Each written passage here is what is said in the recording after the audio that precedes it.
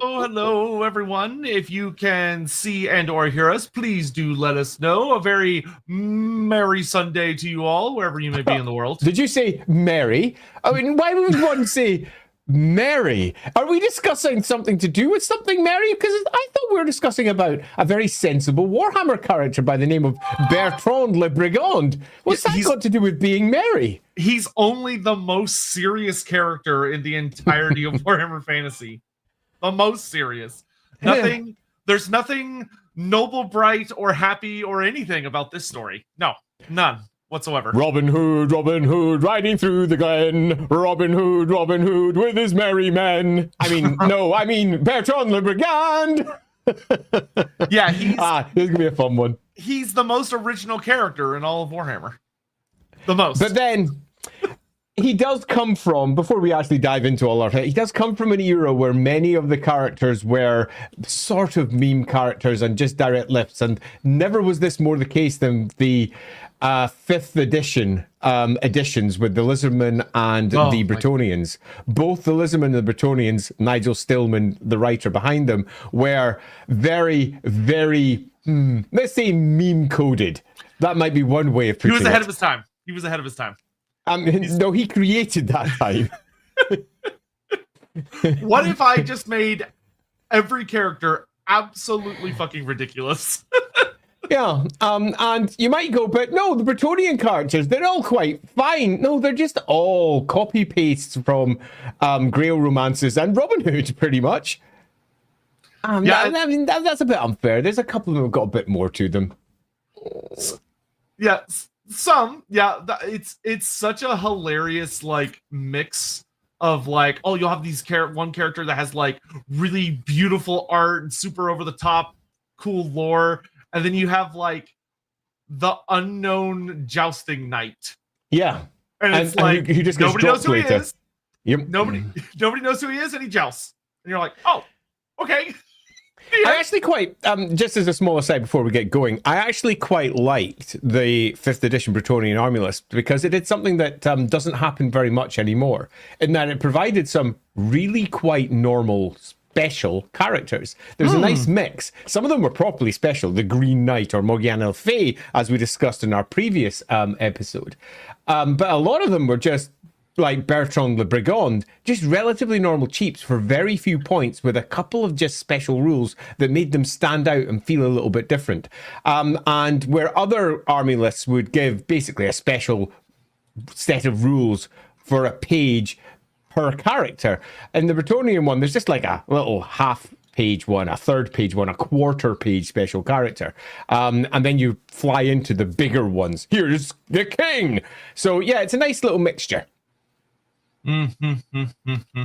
Yeah, it was a different time. Like they and a lot of it would, interestingly enough, start to return because like a lot of the 6th edition cut down a lot of the special characters really hard. It did. And then they got to 7th edition and were like, haha, just kidding, let's bring them all back. Yes, they did. Yeah, I find that whole era quite fascinating again before we get going, because you go Hero Hammer 4, Hero Hammer 5, with lots of different types of heroes at different scales. And then 6 comes along and goes, yeah, let's just get rid of most of that and just concentrate on building a really nice, good, balanced game with a couple of really in-depth special characters. Yeah, like and we'll just 2 to 3. Yeah, 2 to 3 each, and we'll leave the rest of them to a quick paragraph description in the army list and nothing more. And then 7th went, now we like those characters, we're bringing them back, and you know all that balance that we added in 6th? We're going wild! Yeah! But not quite the Hero Hammer that came before. So in the previous game, I mean, it really was about choosing the best special characters, almost beyond anything else, and choosing your magic items. Where when it came into the 7th edition, it was a little bit more about building a good balanced army with all the cool special characters too.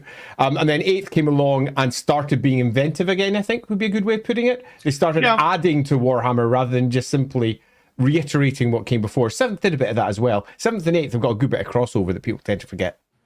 Yeah, well, yeah, I mean, 8th in a lot of ways was sort of like, what if we did a 7.5, but we started adding in like a bunch of new models? Yeah, and everyone was like, oh, inventive things? I perished the thought. But we do hope you're all doing well today.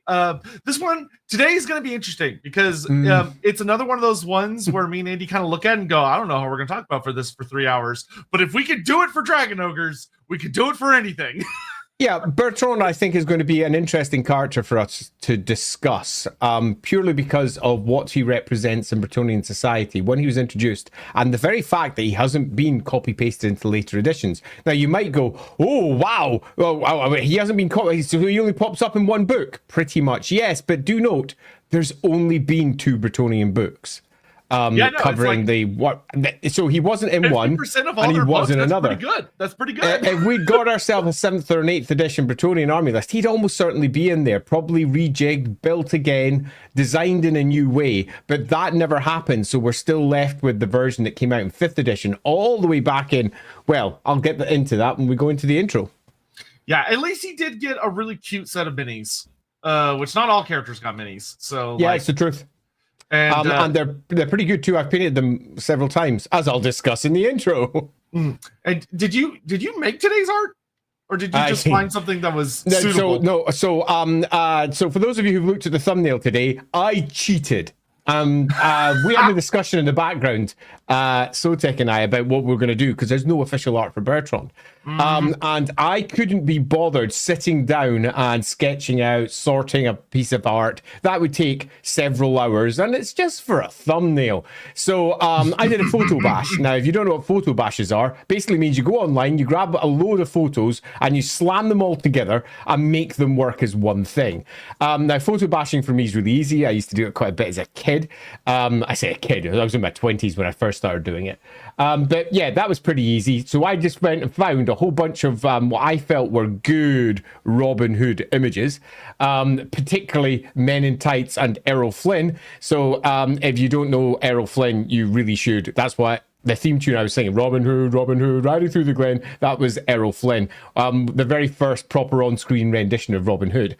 And I took a bit of those, slapped them all together, took the eyes of one, popped it in, popped a nose, and it went, that will do, and then just painted over it really, really quickly, which is why the hat looks like shit. Slapped some textures on top of that, and we were good. Now, for those of you out there going, well, that's better than using AI, which, you know, is definitely an argument we could take. I used copyrighted material to do that. So it's exactly the same as AI. It's just I was processing it rather than an AI processing it. So I am in no way on the moral high ground here. I took Hollywood images, photo bashed them together and painted over them very, very quickly and slapped some textures on it. It was funny because when I was looking at it, I was like, why does that look suspiciously like an actor in my father's favorite spaghetti westerns? He really looks like a spaghetti western era movie guy. It's what I was going for. I really wanted him to look like he was a golden era movie hero, because in many respects, that's what Robin Hood was to the people who were creating him. But back in the 90s when it first came to about. Back in the 90s, everybody knew the classic Robin Hood era. And if you grew up in Nottingham, you're just basically surrounded by Robin Hood pretty much from the point when you're born. Yeah. And Games Workshop is in Nottingham. So the fact that there's a Games Workshop equivalent of Robin Hood is not only not a surprise, it's more of a surprise that there's only one. I was going to say, it's more of a surprise that that's not like the White Dwarf thing. But anyway, all right, you ready to get into today? Yeah, let's get into today. Let's grab our few. We haven't got too many super chats to begin with. To go, and then we'll dive into our intro. Excellent. Listener Chris, Lorebeards were invited by the Fey Enchantress to visit Bretonnia. Then they toured the duchies, and when they were about to leave, they were accosted by Bertrand, then forced to build a shed. Not the shed. Well, I'm not sure why we're building a shed. So I've been building a shed. Oh, you've been building. Of course, you were building an actual shed, weren't you? Yeah. And it's terrible, and I hate it. But someone's gonna do it. So, yeah, it's we're struggling. Tech, are the merry men in Warhammer Fantasy? Yes. Yes, they are. And indeed, even the article that was about them in White Dwarf referred to them as the merry band that follows Bertrand the Brigand. So we'll get into that in the intro. But loosely speaking, yeah, they're fun, as we'll get into during Andy's intro, and we'll talk about them a good bit today because the roleplay game tried to evolve them into something very genuinely serious, and it did some fun things with them. They haven't been really used since then, but no, they haven't. Aliflux. WRT. Someone tell me what WRT means. I'm old. The tier listing stream, I assume. So tier list chaos gods. I don't know what WRT stands for, but that's what you must be referring to. With regard to, thank you very much. Just like to say, Mornington Crescent, you rocked. Thank you very much for making that too. With reference to, with regard to, with respect to. We're getting all sorts of replies now. How did I not know that? Yeah, Andy, how did you not know that? Yeah, it's 100% my fault. So with the Chaos God Dukedom streams, can we call you Sotek Gold Gatherer, or would you prefer the Lore Tyrant? What should we call Andy? Love to you guys at Fingers Crossed with the new era. We do need to think of probably some names that are particularly facetious for the tier list streams, because those ones get rather wild. So I'll have a think on that. Yeah, me too. Thank you very much. Necromancer Cobalt. So, fun Robin Hood fact. Almost every time a new innovation in literature into plays and film happens, Robin Hood is one of the first stories made for it. Yeah, it's a great story. It's classic. Yeah, it does seem to appeal in a way that a lot of other stories don't. There's a lot of really old stories that run through English literature. But yeah, Robin Hood, I've studied in a variety of ways. I studied English literature as well. And it's, yeah, exactly as you describe it, Necromancer Kobold. Lothazar Gelt. Yeah, that can fuck right off on the side. Nice try. Yeah, I mean, one of the thing that will always delight me about Robin Hood is that Disney surely could not have known what they were doing, creating the concept. Like the modern concept, I would argue it's existed before them, but the modern concept of furries literally came straight from Robin Hood. Dumbo. Thank you very much, Dumbo. Well, thanks, Dumbo. That's super appreciated. This could be a 40k-ism I'm importing into fantasy, but it seems like activists / rebels / outlaws are either secret cultists or silly / milquetoast / self-centered groups. Even in Cubicle 7's outlaw book, Liberated Priests of Renauld seem to reject systemic change.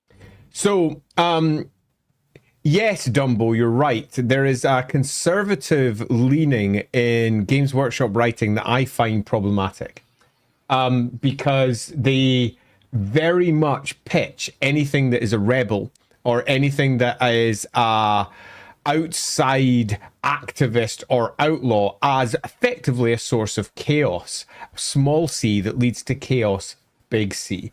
And this happens again and again and again. Now, it's not universal, as we'll be discussing with Bertrand Le Brigand. He is an example where that isn't the case. But the vast majority of the places where it's used, it very much is this.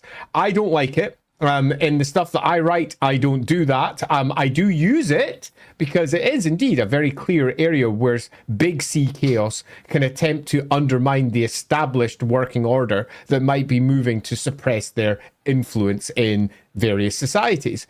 And by the very nature of what they are, rebellion, particularly when it comes to Tzeentch, is a core component of that deity. And because it's a core component, many writers forget that just because that god involves that doesn't mean all expressions of that are bad. It's a little bit like how sex has been somehow conflated with Slaanesh.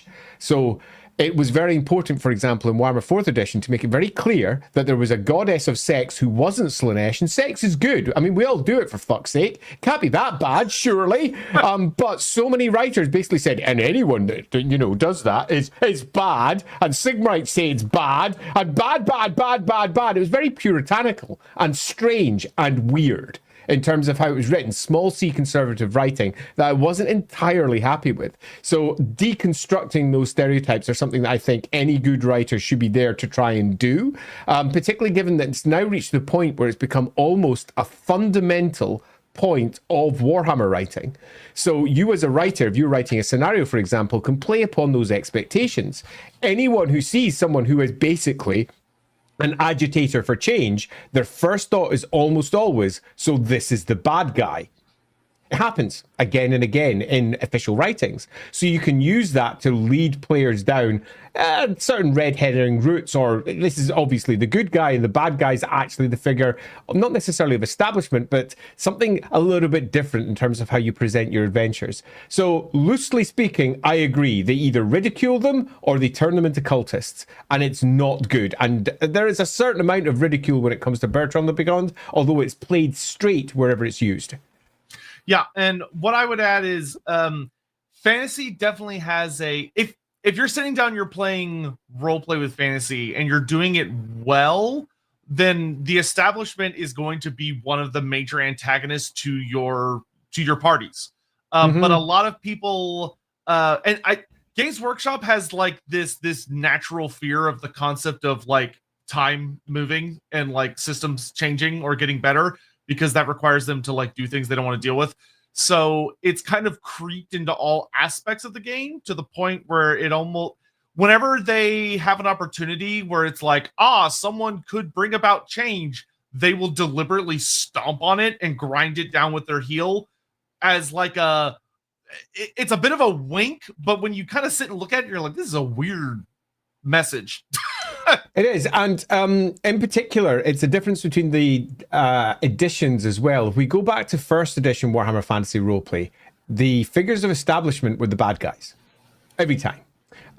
So if you go with the enemy within, the very first adventure takes you into a town, and the bad guys are the people who are in control. You go to the next adventure, and the bad guys are the nobles. You go to the next adventure, the bad guys are the people in control trying to kill effectively another character, who is also a character who's in control.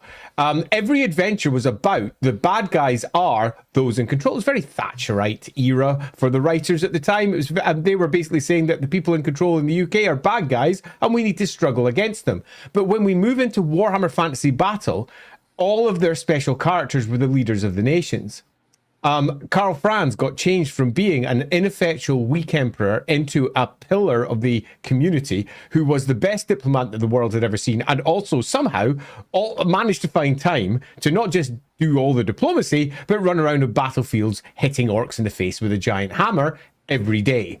And Karl Franz became an almost cartoon representation of how heroic you could be as a leader. And all of the nobles weirdly bled over to that in all of their special characters, meaning that when later writers came in for Warhammer Fantasy Roleplay, they were left in this strange place where the people in authority were the bad guys, but the people in authority were also the ultimate good guys. And they had to somehow try to conflate the two. And most writers didn't. And it's a bit of a mess because of that. So yes, loosely, you're right. It's not just a 40k thing. It is a Warhammer thing. Warhammer is a bit more complicated than how it is in 40k. But even in 40k, I mean, even in Warhammer, it's not great. It's a bit of a weird message. Thank you again. Gary Garana saying, good evening. Post-elf, but pre-Brittany / Bretonia folks / species in the land. Beside Carcassonne, potential survivors, ethnic so like who lived there after the elves but before the Brittany came in? So where? In like around Carcassonne, so like right. That was the Brittany. The Brittany, there's almost no pre-Brittany civilization at all in Warhammer's history. We have added to that over on LAWhammer with the always marvelous Saurus, who provided one example of an entire group of people who lived in the area before the Bretonni tribe arrived. Then the Bretonni tribe arrived, interacted with them, but there wasn't really a group there. You're saying Bretonni? Do you mean Belfani? No, I mean Bretonni. The Bretonni tribes. Belfani moved into the old world in the right basin. They didn't move into Bretonia. Right. So the Belfani are not really a Bretonia thing. They have their own equivalent, presumably. And when we did the LAWhammer one, we said this is the equivalent with Saurus. Saurus had a great idea, and we ran with that. But there isn't one officially.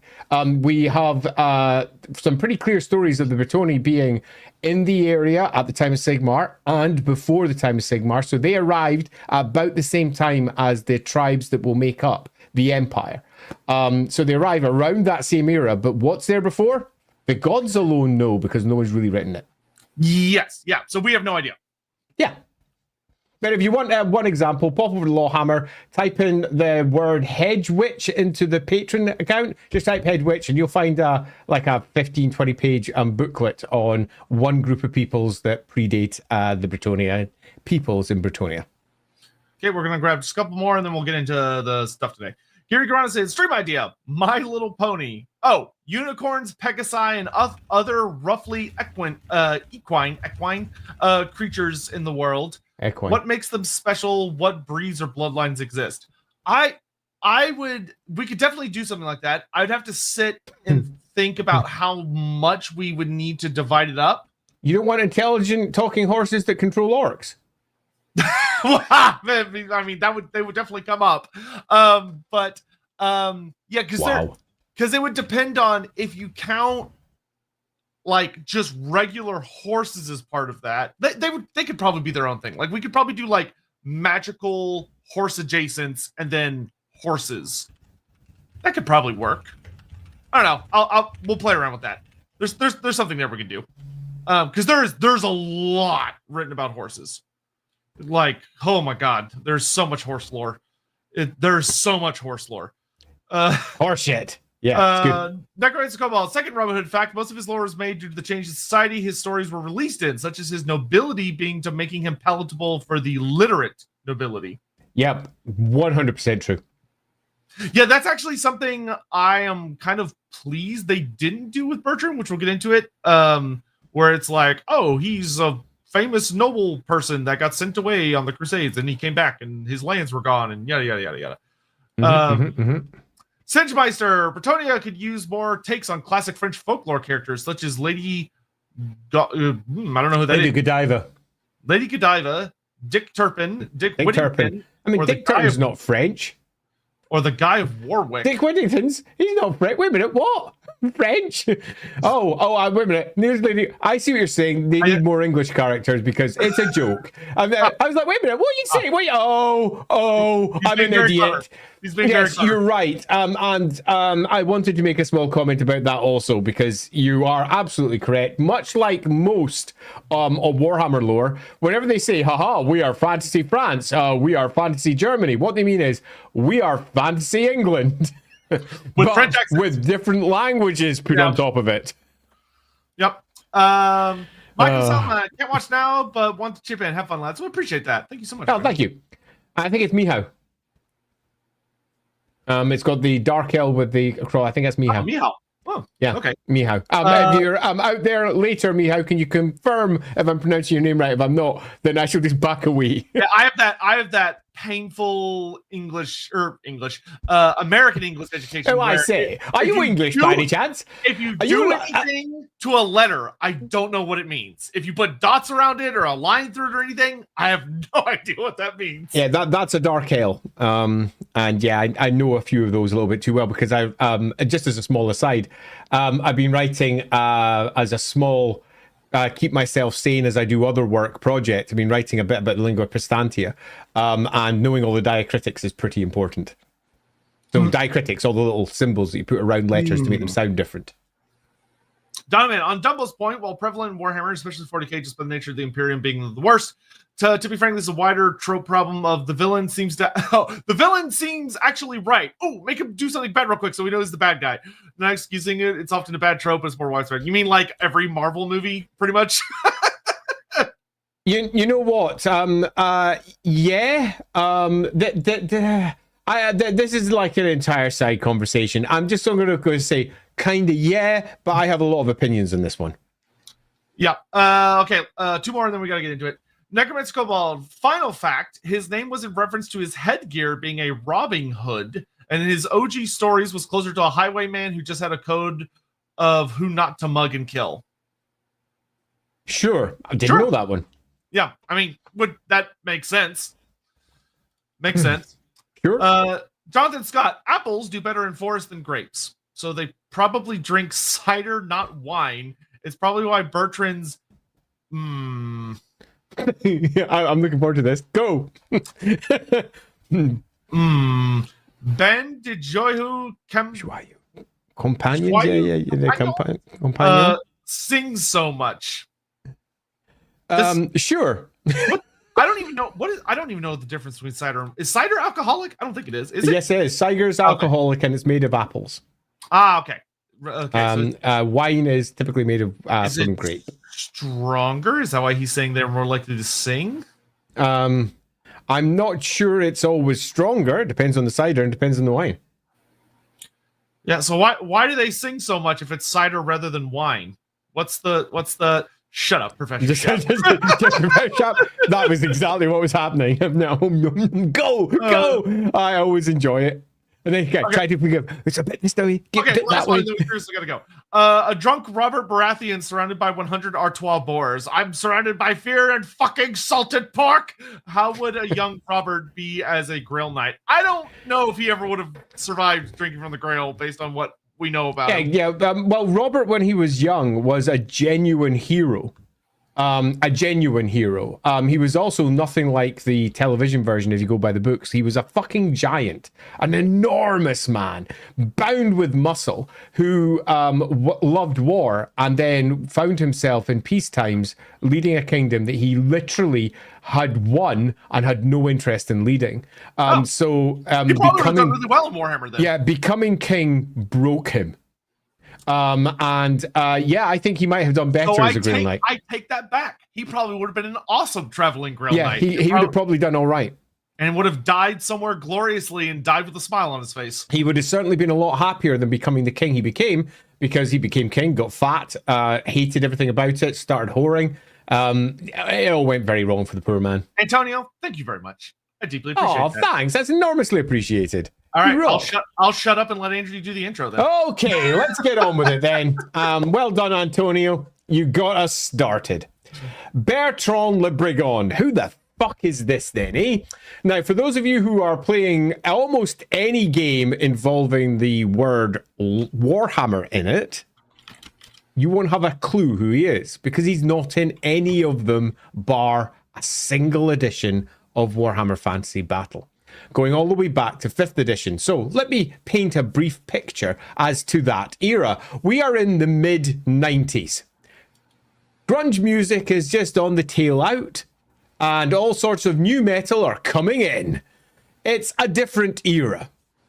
The wide shoulder pads of the 80s are over, but the writers are still quite caught up with we fucking hate the Conservatives and Thatcher and everything they represent over in the UK, because the Conservatives are still in power, having been in power for an absolute age. So a character like Bertrand Le Brigand, someone who faces off against those in power, is almost certain to be of interest to those writers, particularly when there are a bunch of lefties writing away in Games Workshop, which is exactly what they were.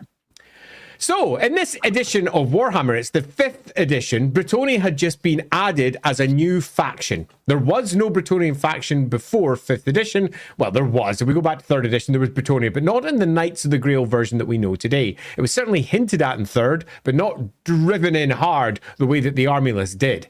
And when the new army list came out after the box set with the Lizardmen and the Bretonnians in it had been released, the new army list painted an entirely new Bretonnia. Bretonnia of knights and fairy tale castles and dragons and questing heroes moving across the land. It did not seem to be the Bretonnia that we once knew. But when we looked between the lines, we very quickly realized that this version of Bretonnia was frightfully English. And by that I mean, for all it had all the trappings of France, in that they were saying French-sounding things. Often, though, when you actually looked at what the French words meant, you went, that's the words they used? That's basically, wow, that's bad. We'll get to that in a moment. Remember the word bad. The French wasn't very good because it was written by Englishmen, and they really didn't care about how good the French was because they were composing it largely for an English-speaking audience. And, well, all of the characters were pretty much based upon English stuff or stuff that was cited in England with this scheme of, but Grail romances, they came from France, right? They're all about King Arthur and the Knights of the Round and If anything, you could argue it's in Cornwall, so a little bit off the edge of England. But it's hardly not. It's English, man. No, because I used the word "oo" and between Brigand and Bertrand. And one of the many heroes that they added in the 5th edition was an alliteration-tastic character with more bees in it than you can shake a stick at, but sadly not involving any real bees because they ditched drinking mead and replaced it with wine. So what we got was Bertrand le Brigand and the Bowmen of Bergerac. Okay, Bergerac being lifted directly from the very famous TV show called Bergerac that was on TV at the time. There is nothing more clever to it than that. It was set down in the Channel Islands, which is about as French as you can get for the UK because it's closer to France, but is still, English speaking. And it's a bit of a tax haven. So Bergerac had been added. Bergerac was a detective, has nothing to do with the Bowmen of Bergerac. It's just a French-sounding name that they like the sound of. Gotta love it. Now, people are almost certainly, in fact, I was looking down to the comments for that, but Cyrano de Bergerac, trust me, no, that's not what they were thinking. Cyrano de Bergerac is what sensible people on the outside think, going, oh, it's just that, isn't it? No, it's not a reference to Cyrano de Bergerac. It's a reference to Bergerac, the TV detective. Now, I might be wrong. It's very possible Nigel Stillman will come and say, no, it's Cyrano de Bergerac, but I have it on pretty good authority from someone who directly asked him that, and by that was me, I did it at Games Day, that it was a reference to Bergerac. He, however, may have been joking at the time. Perhaps he was. Say, based on all the other names in the book, I don't think he was. No, I think that's fair. Be as clear as we can be here when we start off with Bertrand le Brigand. He is a Robin Hood copy-paste into Warhammer, which is an English myth, an English folk story that has been passed from the English into their version of France. And they've done nothing to make it sound more French other than change the names. And if you happen to be a speaker of French, you might not be entirely happy with some of the names they chose. And one that I'll bring up in just a moment, but I'm not going to go into depth because there's not a lot of story for us to discuss here. So if I do this in the introduction, we'll have already said everything we're going to discuss about Bertrand. So I'm not going to do that here. Instead, I'm going to say, back then, when it came out, the general response to it from the public was, what the fuck is just Robin Hood? Not even joking. Bertrand le Brigand was added as a character. He was about 80-something points, which, for those of you who know your Warhammer Fantasy Battle game in the past, is super cheap for a special character. And he wasn't that great. He had the maximum ballistic skill for a human at that time, although it could go up to 7, so in some situations, he wasn't that good a shot. He was just a relatively solid... Yes? Oh, I'll let you finish. He was just a relatively solid wee character with a nice bit of ballistic skill, his own little special magic artifact, and a special rule for his bowmen. And the Bowmen of Bergerac with a nice wee tail sitting behind it, saying basically he's Robin Hood riding through the glen. And he's an outlaw doing his thing.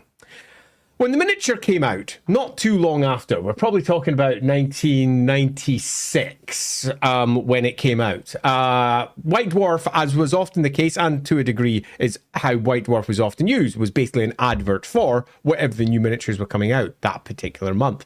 And they did a small article in there as well about his merry men, the Bowmen of Bergerac, and they went a little bit more in depth into his interesting tale, the tale of his great daring do, taking down a great creature, which we'll get to. It's got the best name in the world, by the way. You're going to absolutely love this. And the local Castle de Bergerac, which got renamed into something super awesome in French. Trust me, when you hear this name, you are going to be blown away. You'll hear this name and just go, the inventiveness through the roof. So we get a story. A little bit of extra discussion about them all, but that's about it. That is it. They have managed to post in their version of Robin Hood into the Warhammer world with his own exciting tale, his own little story. And we could just stop there. But I think you'll find that as we move on, the ball that was set rolling by Bertrand le Brigand was picked up by the roleplay game in ways that you might not realize. Because Bertrand le Brigand did something that nothing else in the Bretonnian Army list really did, which was say, knights were bad.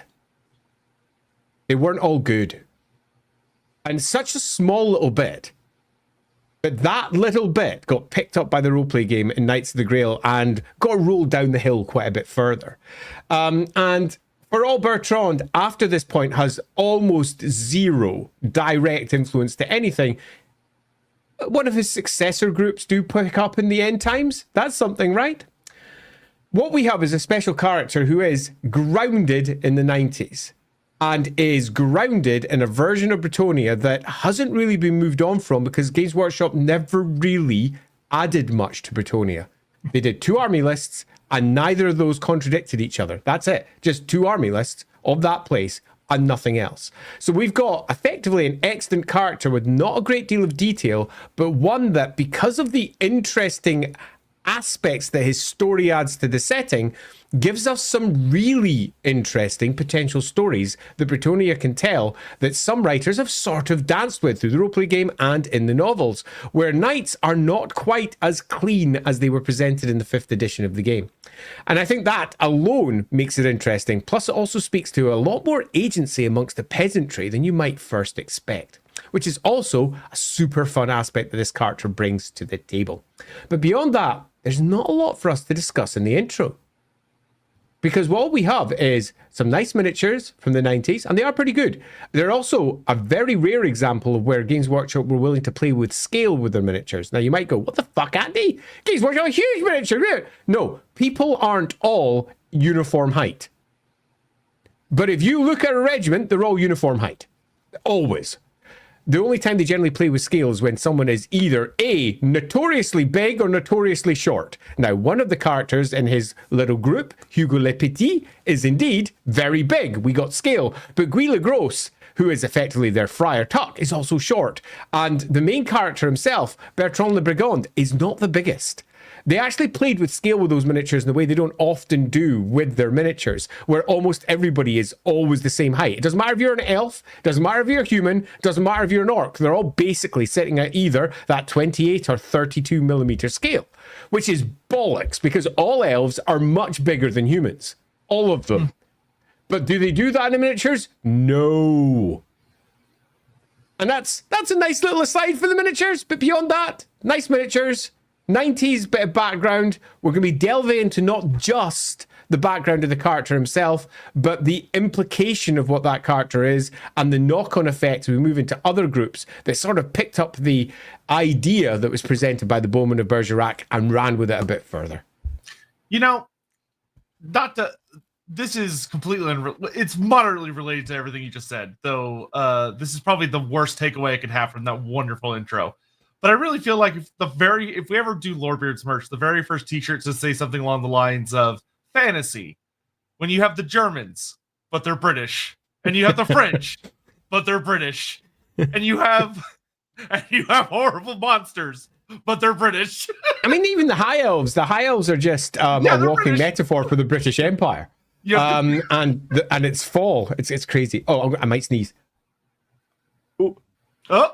Oh, that was good. There it was. Good. Wow, that was a good one. I like that. Right, let's get to do some more super chats before we dive into probably the history to begin with. Yeah, we'll go through a story. That sounds good. There are some interesting threads because there are some threads that I'm like, oh, this will be quick, and I'm like, ooh, but if we pull on that, so we'll see where we end I up. agree. Biofla, thank you very much, my dude, for the bits. Did Bertrand ever rob the Palace of Versailles? No. He should have. But no, I don't think we have those. Stephen Lucas, how would you adapt the French legend of Saint Martha and the Tarasque prophetess riding a dragon turtle? So I would need to know that legend. That's how I would adapt it. I'd read it and then adapt it. Yeah, the TLDR is basically there's a big horrible monster called the Tarasque, and everyone's like, horrible monster, and this beautiful woman shows up and she calms it because why a dragon turtle then?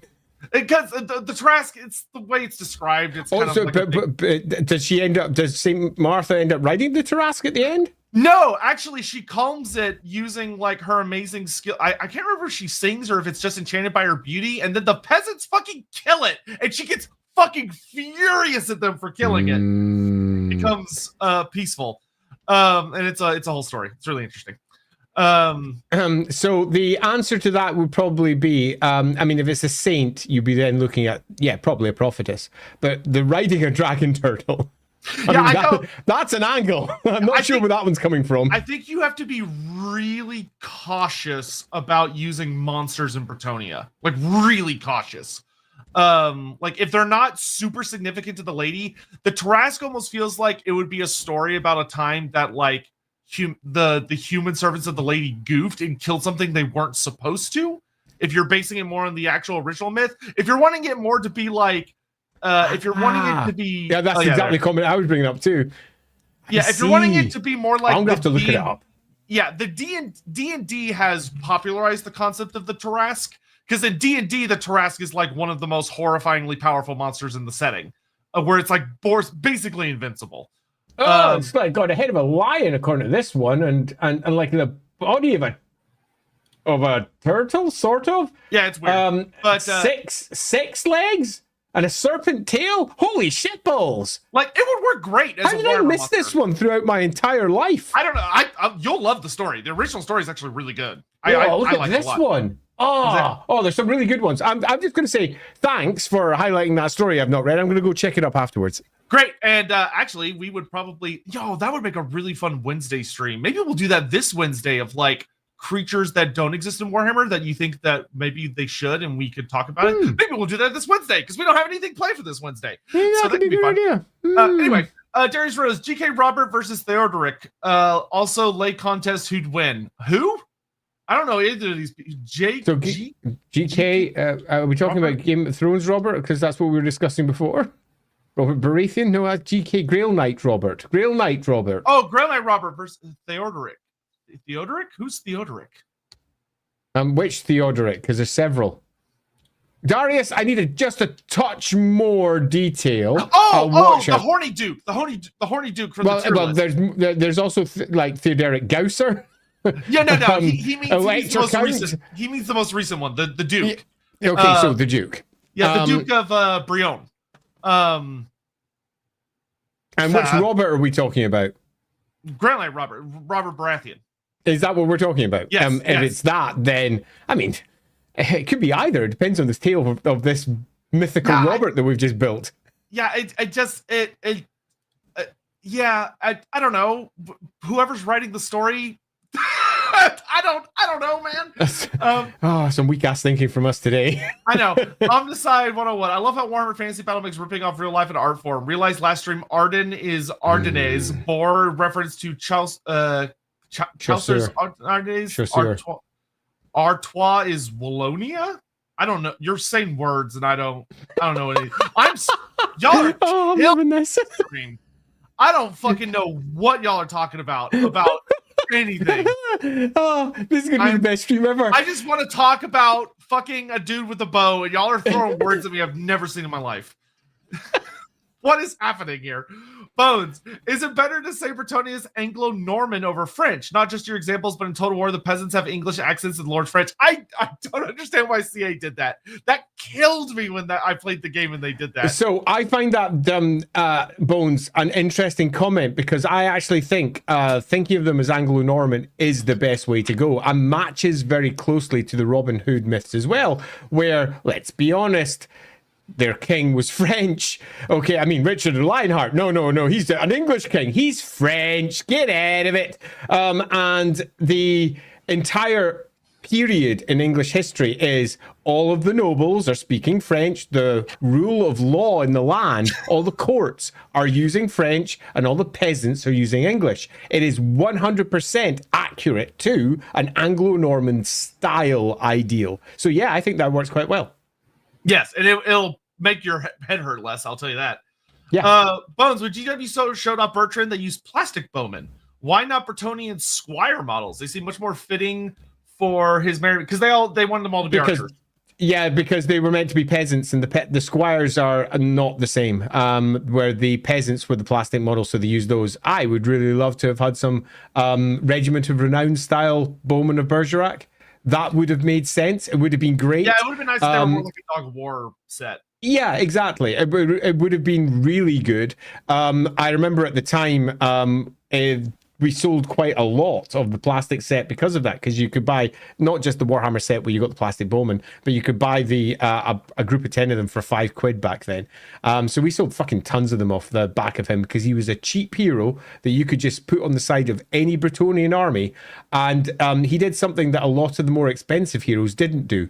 He sold really well, because every Bretonnian army could afford to include him because he was so cheap in points. Yeah, his rules weren't bad. He they were fine. It's like yeah, we'll get to that. We'll do our what was he like? Yeah, he's pretty decent. Battlefield 78. We need Bertrand to rocking out to some Rage Against the Machine and sticking Shay stickers all over Halifax. Oh, Shay Guevara, how he would feel about all of those stickers. Yeah, the capitalist and what? I mean, I am still delighted that Rage Against the Machine got to #1 in the UK, as everyone was fighting off against, for Christmas #1 in the UK, as they were fighting off against what had become the yearly Christmas #1 theft by the pop stars the rivals, the equivalent of the TV show machine manufacturing new bands. And people just got so fed up of it that they all went, let's just get Rage Against the Machine, which was released fucking ages ago, isn't at all anywhere near the charts, and no one's talking about it, and just get it to #1. And an upswelling ground campaign started, and it got to #1, and it's fucking brilliant. That's very funny. Donovan, Andy, what are you talking about? The elves are much taller. Surely that's represented by their helmets. They have a head under there, right? Yeah. You know what's even more annoying? All elves are cone heads. To make something that bugs me even more, if you take, say, the Dark Elf miniature and put it beside an Empire miniature from the plastic era, the Dark Elf miniatures, including hat, are about the same height as the Empire miniature, including hat. And the Dark Elves have got the bigger fucking hats. It means that, well, admittedly, they're crouching slightly, but I remember lining up all my Dark Elves, the plastics, not the Witch Elves, which came out a bit later. They were relatively tall and graceful, but just the Spearmen. And they're just nonsensely short. They all look like they're 5 foot tall. Properly weird. I'm curious, was Rapunzel added to the lore for more or less the same reason that Bertrand was? So Rapunzel dropped in the same edition, the same 5th edition book, and a rare French edition reference, an actual French one. I'm quite looking forward to doing a Rapunzel stream just so that we can go, for every rule there's an exception, and Rapunzel is our actual proper exception. I do hope we get to do her someday, because she has like a crew of some really crazy characters. Yeah, she does. I just want to answer Bearer here as well. Just on this, you don't get it, and by that you mean the scaling, and it is the scaling. Yes, the elves are all quite short, because they're scaled to the same scale. The physical miniature are scaled to the same size as the Empire, the humans. They're scaled to everything else. The only ones that are actually legitimately shorter are halflings and dwarves, and it's kind of weird, because if they make the halflings and dwarves shorter, surely they should make the elves taller, but they don't, because they're scaled to the 32 mil scale. All right, this will be the last one before we get into the lore stuff. Stephen Lucas, thank you very much. Really appreciate the support. Add to future Warhammer stream. Explain how you would Warhammerify Uma Musume, as in, if you want to include them in a Warhammer Fantasy Roleplay 4th edition, how would they fit into the world? Likely Bretonia. How would you stat them as a PC race option? Physical/performance? We'll keep asking until we make it a supplement in a separate. Stephen, I worry about how detailed your. I could give you some very quick bullshit, but the level of specificity is starting to worry me a little bit. So, it just amuses me. I'm like, yeah, let's do this shit. That we all need an extra tail in our life anyway. Yeah, we will. I'm too tired for this. We'll circle back around to that. Circle back later. In like a week. Come back to me in a week on that one. Oh my dear Lord. All right. Bertrand the Brigand. So we're getting off of Bertrand. Okay, I'm gonna settle in. Here we go. Yeah, this story is pretty fast, though there are some parts that will you were talking about the horse stream. Dude, there was too much detail in that. I was scared that I was like completely genuine. No, we'll definitely do it. It is genuine. What's wrong with you? Seriously, Sotek? There's things I want to say right now and I can't. Moving on. So, Bertrand the Brigand. This story, the 5th edition basically builds up the story. It got a lot more development in a later White Dwarf. The original 5th edition story is actually very, very short. And super short. Nothing. So we're going to focus mostly on the White Dwarf, which kind of expanded the story and gave it kind of like a full arc. But basically, the way the story goes is that there is a place called Bergerac that is said to be somewhere... Bergerac, whatever. Which is... you don't like Bergerac? No. That sets my teeth in edge. But they have a white castle there, I hear. But so it's a land that belongs to some lord that's said to be in the forested heartland of Bretonnia. Somewhere. Yeah.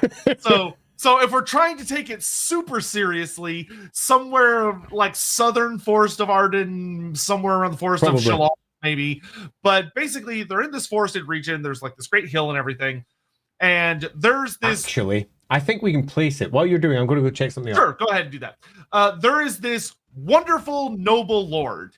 But he has reached the point in his life where he decides that he is going to go out and take the questing vow and seek the favor of the... It's going to be the Forest of Shalom. That would make sense. It's almost certainly going to be the Forest of Shalom because... what's about to happen?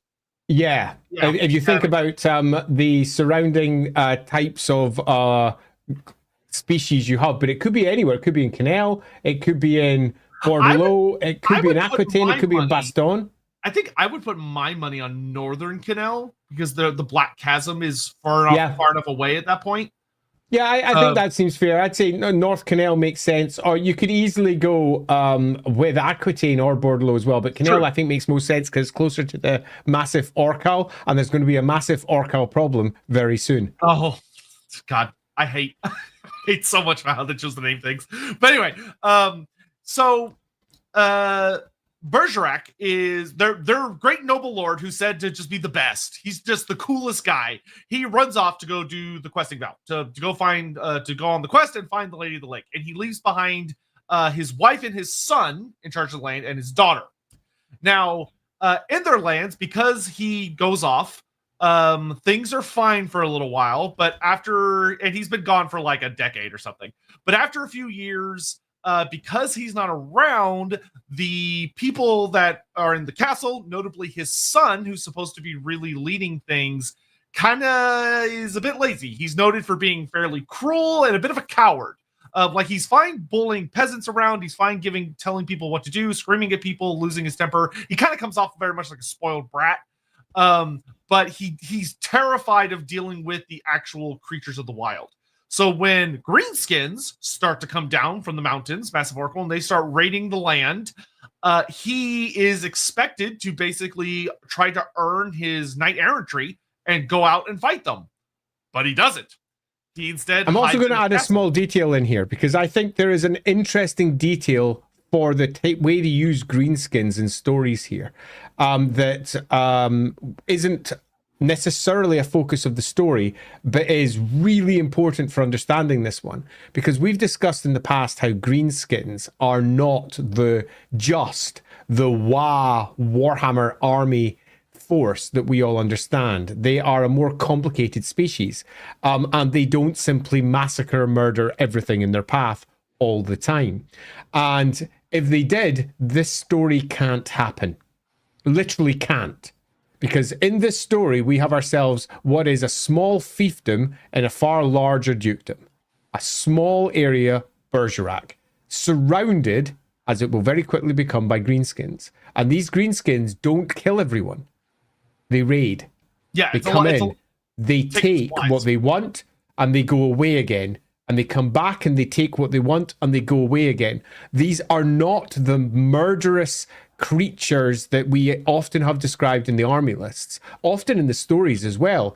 These are a far more or far less sophisticated, violent, whichever particular vowel you want to go with. But these greenskins are raiders. Let's make sure we've got this clean. It's also orcs, not goblins, just to make sure we've got that one as well. So we're not got this, they're smaller and that's why they're not necessarily taking them out. No, bullshit.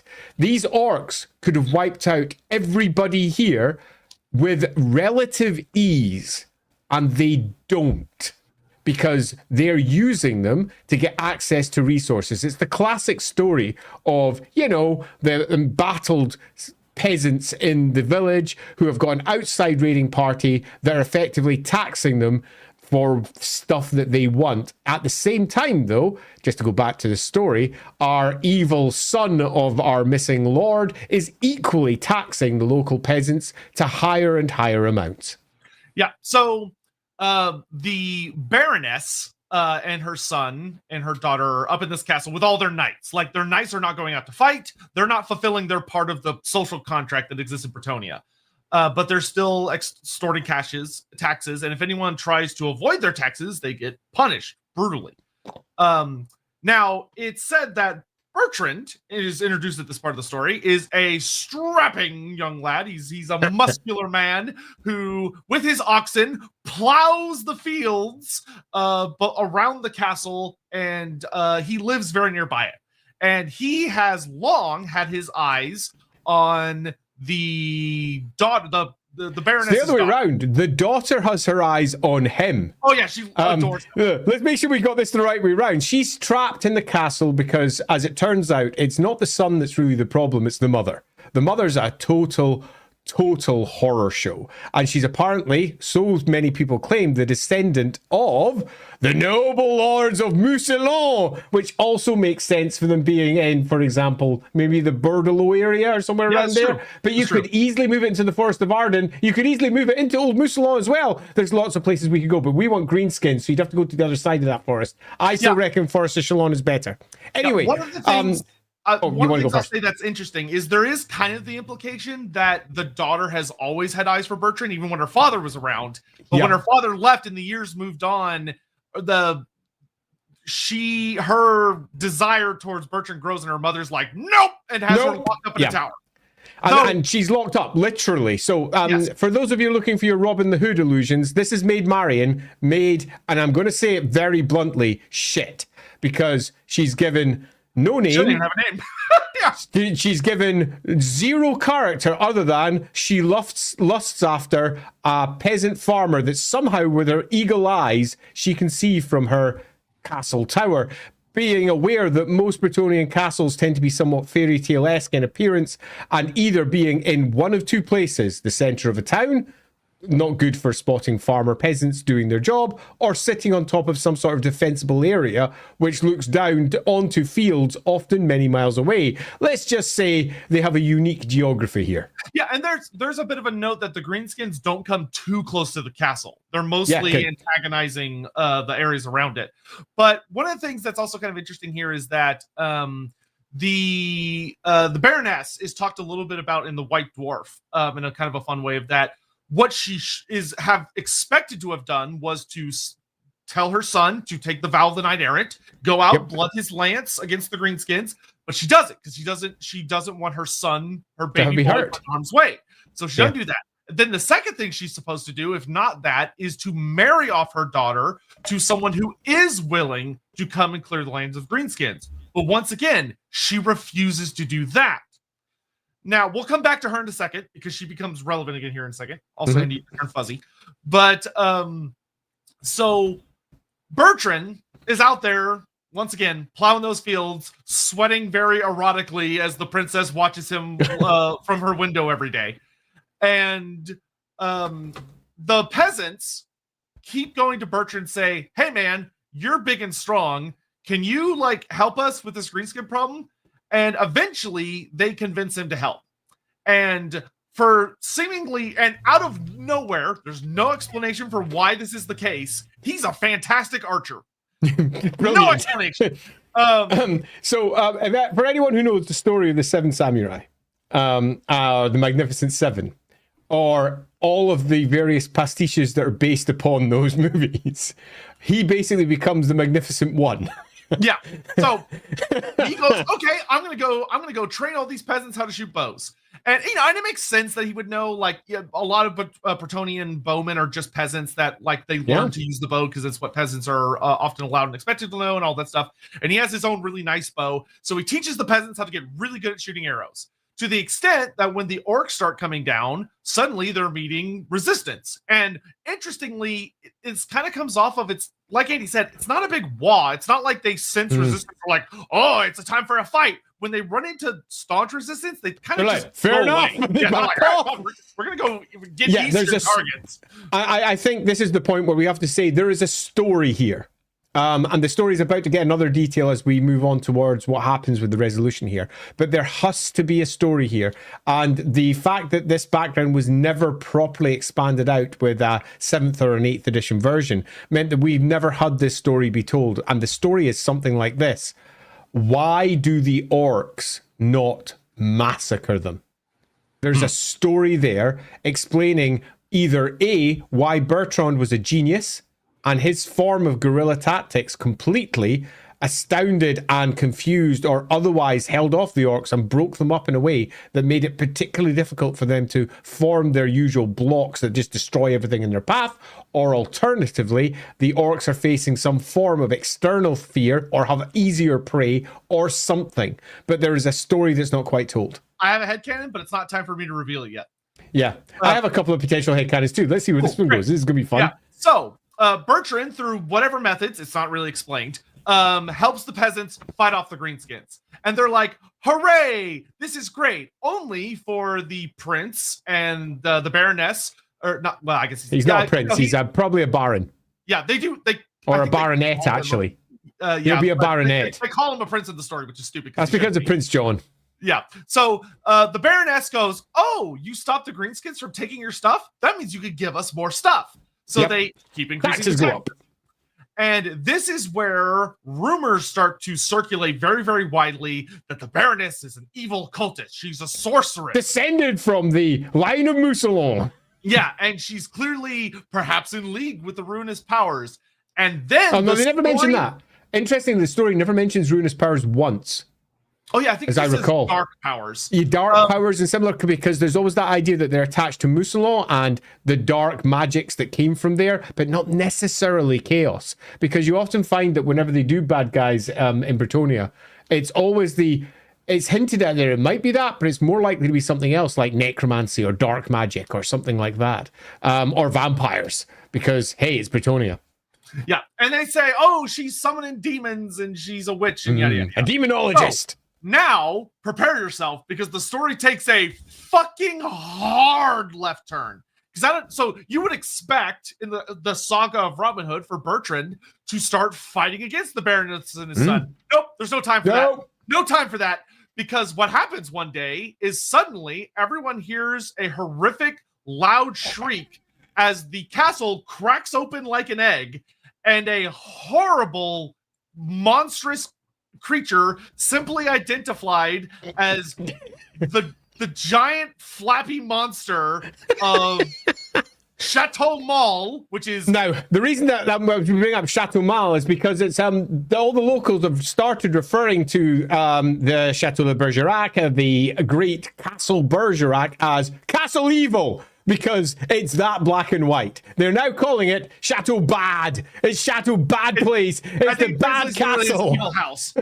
Yeah, wow.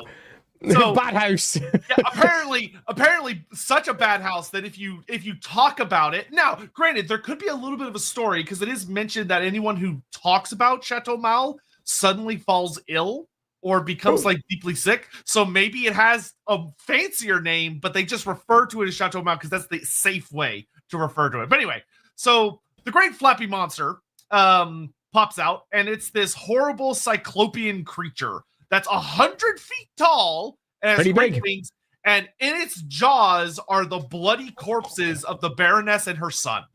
As it is, and in his claws is the daughter. Yeah, and then so the princess, the daughter, starts screaming, understandably, and the monster goes, person, and reaches in and grabs her, and as it's about to eat her, Bertrand runs up, and once again, no explanation, pulls out the black arrow, and you may go, oh, the black arrow, that sounds awfully Tolkien, and yes, it does. But what the black arrow is, once again, no explanation for this, and you're about to go, the what?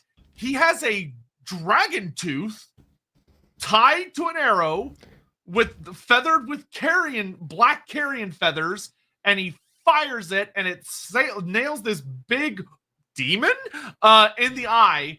I'm not sure it's a demon. Whatever the fuck it is. Whatever the fuck it is, but yeah.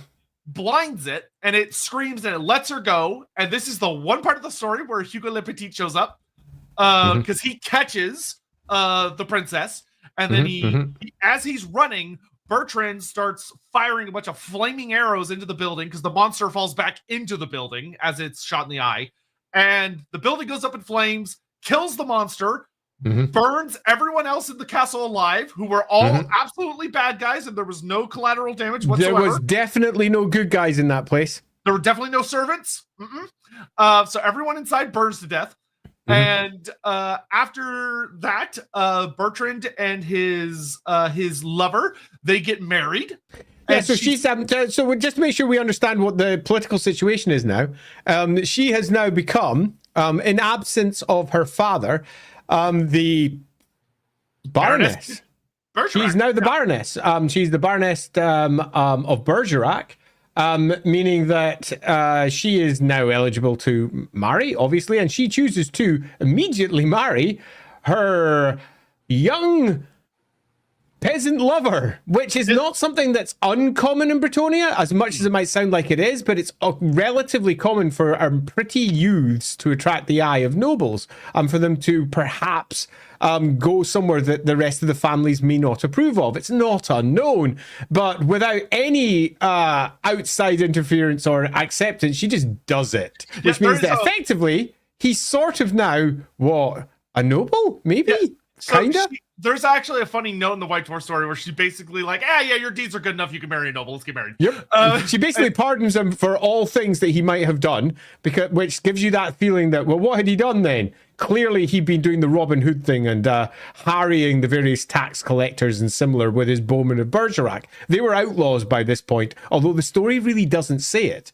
It doesn't go, and they were outlaws doing all this stuff. No, it doesn't say that at all. It just basically goes, and the story continues on. The orcs are no longer much of a problem on the outside, but they are surrounding them completely. And then the monster turns up because the mum was doing something. Fuck knows what it was, but she did something bad. Big monster comes up, eats everyone. Game over, man, game over. And now Bertrand and his new wife are left in Bergerac. So surely they decide to settle Bergerac, right? Yeah, so they all look at that burning castle and go, all right. And they fuck off. And there's an interesting note. Yeah, Bertrand does have a note of that. It's basically mentioned that because the castle burned down and because of everything that happened, there's a bit of a contentious, is he noble? And Bertrand basically goes, I don't want to deal with this. I don't want to deal with this. And I don't want to give up my bow. If I become a noble, then I would have to give up my longbow. And I love my longbow. Yeah, because in Bretonia, when you become a noble, you've got vows that you have to swear because it's a core component of being a leader of men, the responsibility that's placed upon you as a noble. And one of those vows means that you can no longer use ranged weaponry. They're dishonorable. You must use close combat weapons.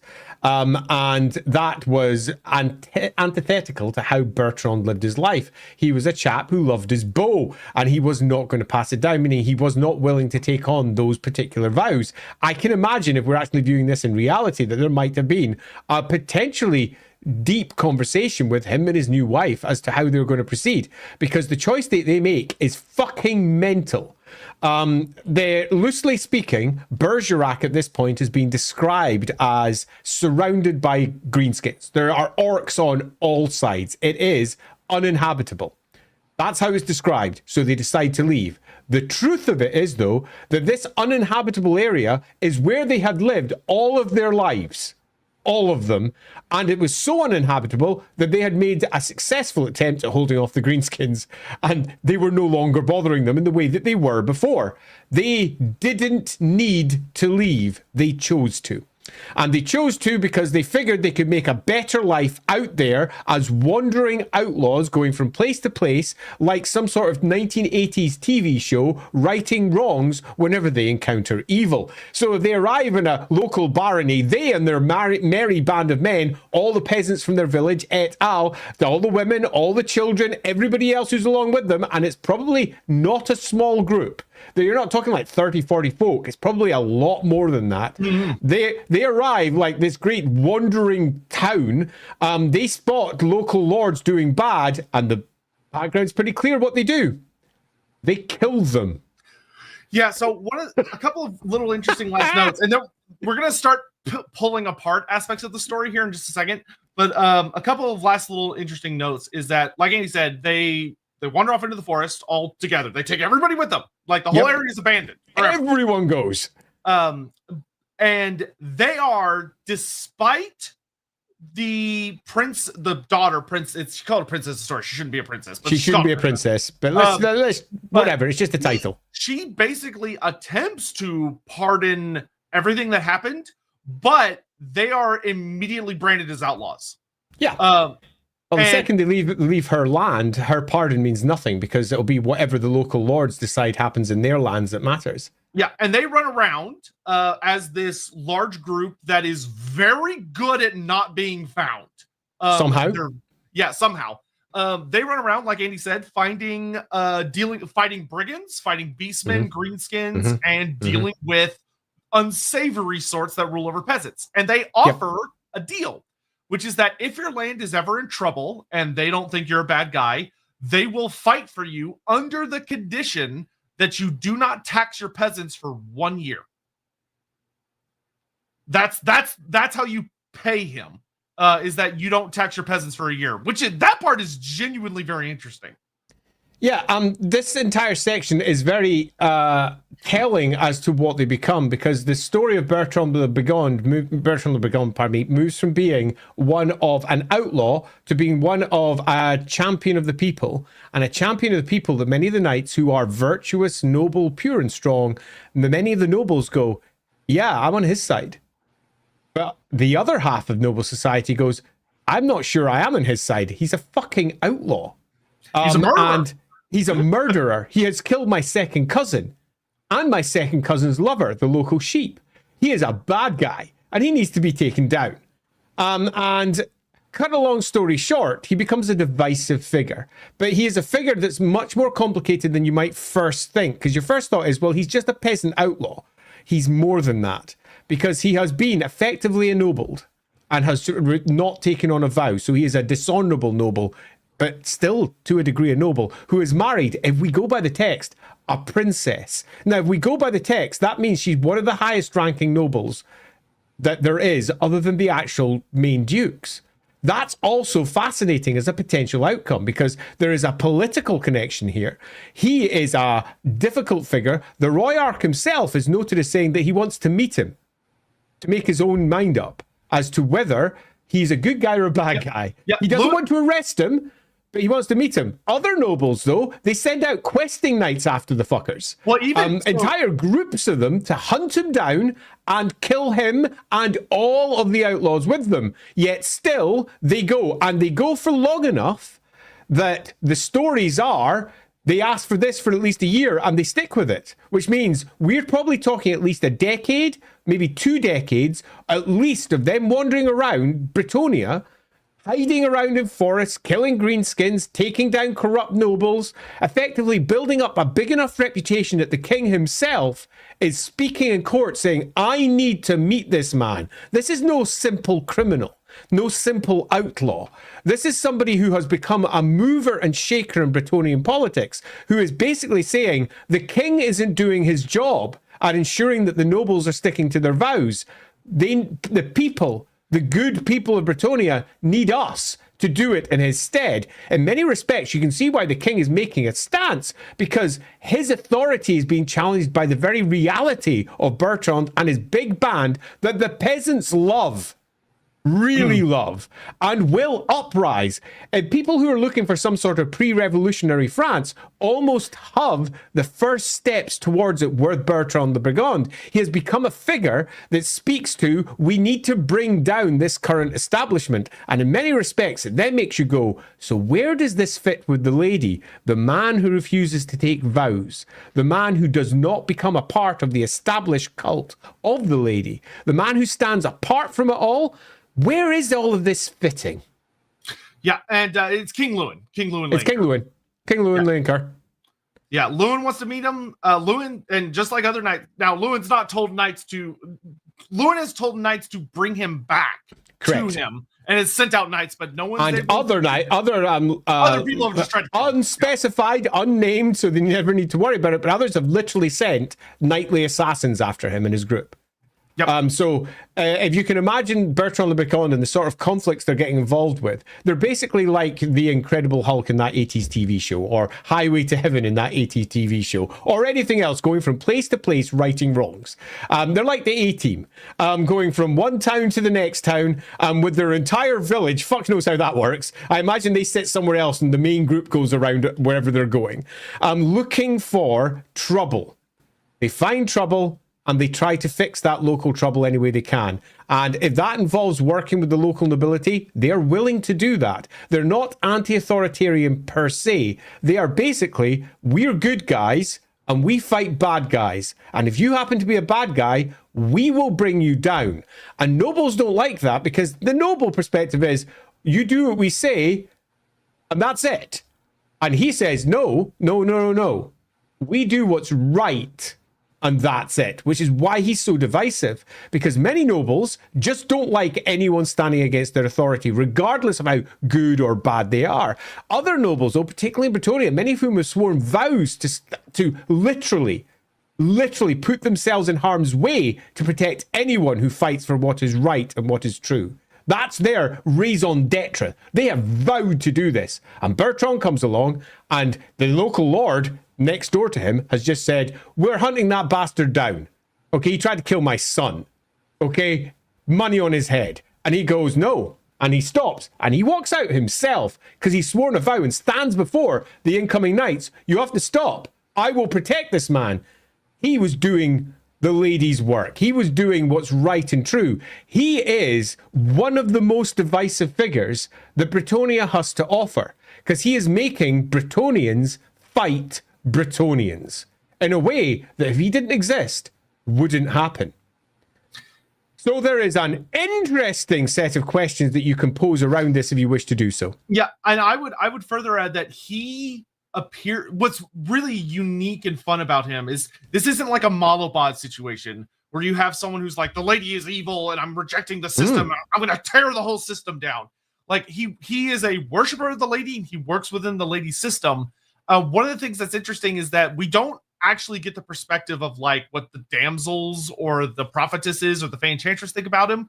But one of the things that's really interesting from like a religious schism idea is that, and this would probably be a matter of debate among certain figures in Bretonnia who are more of the faith inclined, so like your damsels, is that the concept of the lady's vows and the lady's faith is that there is a sacred pact between the knights and the peasantry, which is that the knights protect the peasantry, and the peasantry do the fields, and they produce food, and they give the best of everything that they have to the knights, so the knights can be in the best possible condition. And what Bertrand basically represents is that there are people on the knight side that are violating that contract, and he kills them for it. And the lady appears to not be trying to stop him. But then again, we've already discussed this before. The lady doesn't stop this shit. We know this because of what happens over in Mousselon. The lady could have stopped the vast majority of what occurred there with her agents, but she purposely doesn't. If we take a look at Morgiana Le Fay, go check our last stream in Morgiana. Morgiana was in a position where she could have changed everything that occurred there, but she didn't, because everything is a teachable moment. As far as we can tell from the lady, everything is a moment where you've got to show your worth. You've got to prove yourselves. I'm not going to help you prove yourself. I'm going to give you all the tools to do it yourself, but it's your job to be the best you can be, not because I am there to support it and allow it to occur, but because you made it happen. And if that means you fall, then you fall. And because of that, Bretonnia is, if anything, even stronger. At least it should be. And Bertrand, you could argue, is another example of this. But on what side? Yeah, one thing I want to add that's actually really interesting about Bertrand that's mentioned his original story is that when him and all of the people leave, they actually, raid's not the proper word, but they go to the local Grail Chapel and they take everything. Like they take all of the magical items and the shiny stuff. They pack everything up and they basically sack a Grail Chapel. They do. Yeah, there's another interesting component to the story that I think is worth bringing up, because we sort of glided off it earlier when we were just doing the setup, and that's that the princess, she hasn't even got a name. It's fucking ridiculous. The princess's father is rumored to have been poisoned. And never have actually gone off on his great Grail passage in his attempt to. So he's rumored to have been poisoned by his wife. Now, what we have, let's build up all the component building blocks here, because we have a very clear. Do you want to say something else? What was that? Let's go to super chats first, because there's some stuff to say about this one. Yeah. I think now we're gonna kind of flesh out what the narrative could be, and then we're gonna go to what the roleplay game added for like the other bits. The merry men are. Okay, so Hendrik, but is he a fish man? Sorry, Bowfoot. I don't think Bowfoot will be upset. No, he's not a fish man. He seems to be very much gillless. Barn, thank you very much. I've tried to make this knights being bad being more complicated by having a Bretonnian knightly order called the Children of the Lady, who are religious fanatics that enact the lady's will. I would be less interested in building personally, Giles or Giles. Barnes sounds like Giles. Apologies if I completely minced your name. I would be less inclined to create knightly orders for Bretonnia, because of the way Bretonnia works already and doesn't really work off knightly orders. I would leave the knightly order system mostly to the Empire. It's a very imperial setup. And instead, I would go for political factions.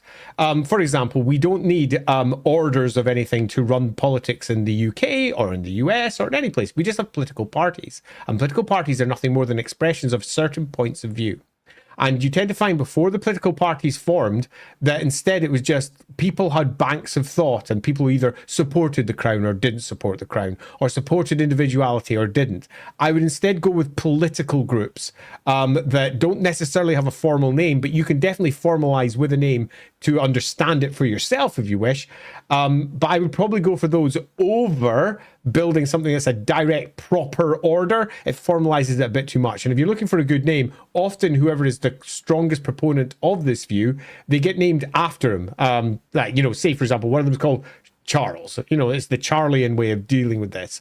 And they're the Charlians. And that's often how these political groups first form. And later on, you might find out that real political groups form out of them. And what started off as an insult towards these political groups, like Whigs or Tories or whatever else in the UK, becomes the name of the actual party, colloquially, if not anything else, when it becomes properly formed. So I think here, my personal preference would be, instead of trying to make, this is the group that thinks this and they're fanatics, that creates monolithic blocks that are weird, because not everybody thinks the same thing within an organization. And instead build political factions, because that probably makes a slightly broader way of doing it. And you can say, these are the knights that think this way.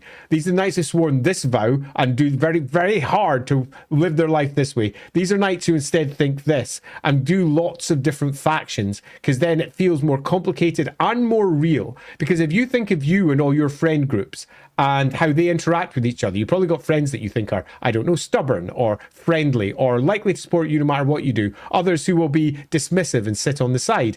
That doesn't mean that they're a knight of the lady. It just means they have a different view to you.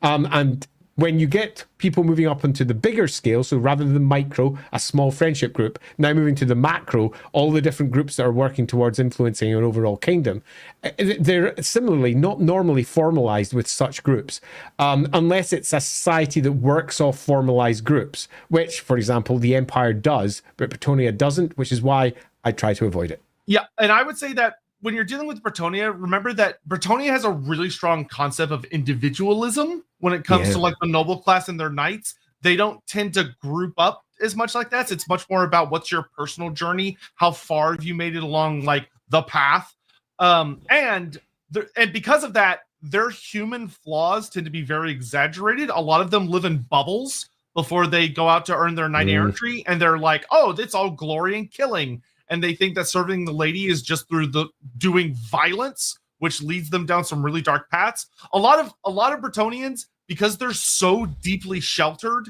and they're only educated on a very caste system, they are very cruel, arrogant people without having even the slightest realization that they are. Because they don't just how they're brought up. Because they just don't. They genuinely do not think of the peasants as human, and it's not. That, I'm not sure that's the case for all. Like some, but some, like, definitely for some. Yeah, if you read like the Black Library books, you'll get some characters that they're good guys, but the way they think of peasants is like shockingly bad. Yeah, it really is. And they're genuine good guys, but they just see them as so much lesser that it allows you to have this really complex set of villains. And like imagining in Bertrand's shoes of, you know, are you dealing with someone that is just young and stupid and can be educated? Or is it someone that is much more conniving and greedy and there's something deeper and worse going on there? Yeah, totes. But we'll talk about that in a little bit. Dumbass, so Bretonnia used to be more like pre-revolutionary France, but is there any way to bring 3 Musketeers type or unit characters to modern Bretonnia? Maybe something like Fencers as an elite light infantry unit similar to High Elf Rangers. So I would not like to do that. There's several reasons why. One, it's not pre-revolutionary France. It only was in a single book, and that was Warhammer Fantasy Roleplay First Edition. Almost every other iteration of Bretonnia has always been knights, honorable knights doing honorable things. Also, for anyone that's confused, by the way, just to give some further context, First Edition Warhammer to y'all would be completely unrecognizable. It's not just that Bretonnia was super weird. Everything was super fucking weird. I don't know. The Empire was largely the Empire we know today. First edition, it was a very strong template for many parts. There are Native Americans. There are Redskins in that book. Is there? Yeah, there is. Wow. Okay, I don't remember that. There you go. Wow. Okay, yeah, missed that one. But anyway, that's the only book where they really are shown. And other than that, it's not really a thing.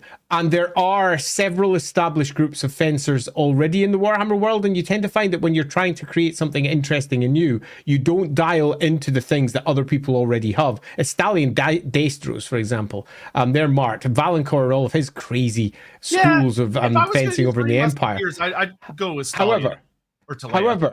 However, you could easily, instead of going down the fencing route, definitely go with the more musketeer-y, middle-classy route if you want to do so. But they're not going to be royal guards of any king or any equivalent, because that's not how it works. So thus, yeah, if you're going to do it, learn from Games Workshop. Games Workshop ported everything English over into France. Let's start porting everything French over into Estalia. I'm sure the Spanish people wouldn't mind. Hieronymus, so you're saying Bertrand is just Kevin Costner because he's from the 90s and listens to Bryan Adams? Everything I do it for you. Yeah, sure. It's exactly that. So it's on the height thing. Do you think Elf Mini should be the same height as Primarch Marine? Oh, Primaris for me, Marines. Also, yes, we saw your super chat about the side. Yeah, if you consider that your average elf is approximately almost a head taller than your average human, then it should be that much taller. It would make the elf models look like elves rather than just looking like often relatively squat people, because you've always got that weird thing with miniatures where they make the head bigger so that you can actually paint it, and it doesn't look weird. And when you do that on a relatively squat looking body, everything looks short when you actually look at it in exclusion. Some of the Age of Sigmar models do not suffer from this to anywhere near the same degree, but they're using old models for the old world, so this is just going to be something that happens. So Brilliant Bloodweaver, Bertrand Tragedy attempts to fight mistreatment of peasants by cultist Duke, but is turned into a beast of Givaudan? That's an interesting one. By cult to paint him as chaos, and the royalty buys it and is harsher on peasants. So I think that if you look at the story as a whole, then many of the local nobles are going to look at him as a figure of chaos, because he is bringing chaos into their domains. Their fiefdoms were solid and clean. Their peasants were doing what they were told. Everything was great. And then suddenly he arrives. Some perceived ill is spun. And then the knights who were patrolling, holding off against beastmen are suddenly... Yeah, thanks very much. I appreciate it. They're now getting raided. The knights, the tax collectors are being raided. Everything is going wrong. Guerrilla warfare started in their otherwise peaceful thief. They complain to the king, and the king responds with something like, sort it to yourself. We've heard he might actually be only, persecuting bad guys. Are you a bad guy? What the fuck? No, I'm just doing my fucking job. This is what I do. I'm a noble. This is my land. This is how I work it. He is to many not just a divisive figure. He is a figure of pure evil. Yeah, and that, I think, is interesting. From their perspective, he's literally using beastman tactics. Yeah. Like, he fights like a beastman. Yeah. He fights dishonorably. He fights at range as a preference. He does everything that the lady says you shouldn't do. Yeah. He sets traps. Yeah. Ambushes. Like, he literally, messes with the forest routes. So when your horse and wagon with all the tax money's coming through, it crashes and the horse's legs break. And it's horrible. It's a horrible form of warfare from a absolutely perspective. So from the rulership's perspective, he is a figure of chaos, probably large C chaos for many of them too. He will be portrayed by many as pure evil, in the same way that he will portray the ruling nobility that he perceives to be the bad guys as also pure evil. Grim Isaac, what if Nuffles... Okay, here we go. Nuffle steals the Big Four for Blood Bowl. Something's there but powerless. Oh man! Oh no! Man, too many. Grim Isaac, you have really shortened this post out. I'm old. Chaos gets Colt's there but powerless. Before something, Chaos Gate safe. Bellicor. Oh, okay. Chaos Gate safe. Something and sane. Insane, but Seth. Chaos Dwarf / Hashit safe. Morgar / Beastman safe. Skaven / Greyhorn Rat safe, Naga safe, Nekoho more powerful? I don't know. Nuffle steals the Big Four for Blood Bowl. That's clear. That was a lot of short forms. That was a bit too many short forms for me to fully understand what's there. I fully understand you might have a character limit. That being the case, perhaps... I don't know. Say it slightly differently. Okay, so if Nuffle removed the Big Four, right, gotcha. And instead we got other gods in their place. That could be interesting. Although we're not really talking Blood Bowl in general, but yeah, that could be really interesting. That it would be funny to have Nuffle just randomly come and grab them for a night out. They just have no choice in the matter. He's like, y'all gotta get outside. Dono Man made Marion. Nope. Made Sync Minutes. 5 minutes. Oh my God. Stephen Lucas, classic anime plot. Most competent Gov agent fighting the apocalypse, but the greatest enemy is always the higher ups, constantly self-sabotaging. Yeah, so Stephen, I think there's actually possibly how far behind are we in the super chats? Because this might be a good chat to bounce from. We can bounce from here. That's fine. We'll bounce from here. Okay, so you're right. The Bertrand the Brigand story is such a classic stereotype that it's almost painful. And that stereotype is he's Robin Hood riding through the glens. Robin Hood with his yeah, totally. It's exactly what it was. Did you not get it? No. With his merry men, he's robbing from the rich. He's giving to the poor. He's doing all this stuff, but we also know there's more to this story because he's a divisive figure amongst the nobles. Why? Because he stands against many of them and indeed has even killed ruling nobles, which is like the highest crime in the land. What the fuck is going on here? We know some facts about the ruling family of Bergerac. We know this, that they are somehow corrupted, that the daughter whom he has with him at all times was somehow caught up in this monster ritual and somehow survived because of what happens. I'm going to pitch a slightly different version of the story. This is the first of what it's almost certainly going to be many different varieties that we can have here. Oh boy, here we go. Okay, so this is number one. Okay, and I'm going to use some language that some people might feel slightly uncomfortable, so trigger warning. Our favorite Robin Hood, Bertrand the Brigand, was groomed. He was groomed by a lady in the tower who saw a figure that she could use to destabilize Bretonnia. Her mother and she are of the direct line of Mousillon, and that's pretty much established potential fact. And she used that because she started spreading the rumors. Her mother's fine. Her brother is an absolute arsehole under her influence. And she is ultimately the architect of all of the horror, the pushing of the greenskins into the area, because if they were surrounded by greenskins, they'd all be dead. The greenskins are being pushed by outside forces that she's in contact with. They are in one of the darker parts of Britonia anyway. Not hard to push them around as long as you've got contacts out there. She is not the figure that's portrayed. She is someone who is looking to destabilize Britonia for her own vengeful ends. That's why she's not given a name, because we're going to create in this version at least, an entirely new character, because they didn't build one. All we get is, oh, she took after her brilliant father while the son took after the evil mother. Quite literally what it says. Yes. She is the paragon of good, and he was the paragon of evil. He was taxing and doing all these terrible things. No, he's just an impressionable kid. That's all he is. An impressionable kid who's either being impressed upon by the mother or the sister. Because we have another figure there who is in a very clear position of potentially impressing upon him a particular way of living. She pitches him as the bad guy that effectively riles up the peasants. And she grooms those peasants over the course of multiple years, threatening them from the outside, making the knights look bad, holding them in place within the castle until eventually they rebel and save her from the very creature that she has summoned. And then she says, we have to go. We can't stay here. It's too embattled and too endangered. Now we get an answer for why the fuck they left. Because it makes no sense. If they could hold off the greenskins for the last 20 years without any problems at all, they don't need to leave.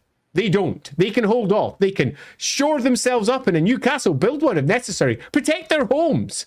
Because that's what they are. They're peasants. They don't travel. They don't wander around from the forest from one place to the next. They have changed as a people.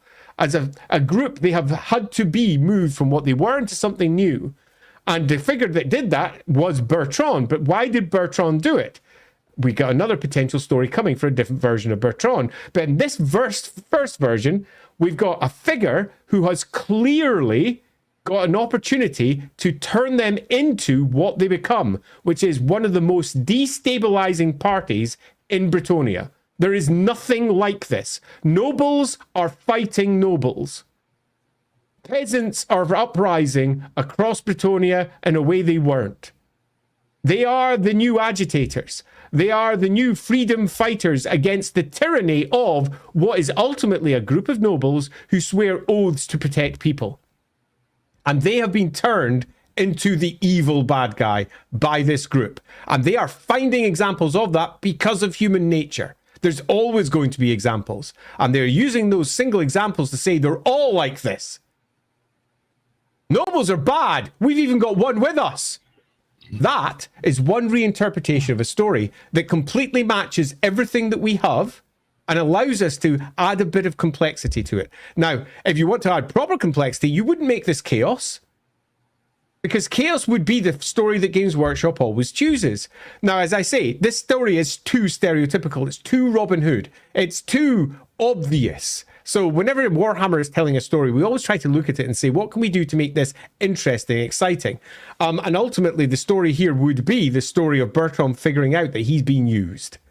And how does he respond from this? My only issue with this version, and I have a pretty strong issue with it, is that it does the classic, the only female character is a witch. Yeah, No, the rebels are bad guys. I mean, they're not the bad guys. They're being used. And that's not quite the same story. The issue I have with this version of it, we went with it, would be that it would cast the only female character in the story as yet another female witch bad guy, which is how most of them are used. So we fall into a different stereotypical hole. But the reason I bring up this one is that ultimately we have got stories from Games Workshop that they themselves would take in a new direction. If they took this, they would just polish off the edges of Bertrand the Brigand and do what they always do, which is, he's a hero. And the group with him's a hero. And now we're going to add our Maid Marian equivalent and add her to the unit, because that's generally what they do when they build their battle game. And she'll now be sitting on the front line. And possibly she's also been oddly blessed by the lady and has some miracles she can use because they can't help themselves. They always try to add that extra element on, where when we're doing it from more narrative side rather than the war game side, you tend to look at it and say, what can we do to take the story, not invalidate what came before, but add complexity and depth. And in this case, I would probably really lean on the Mousillon angle a little bit stronger if you went with this version.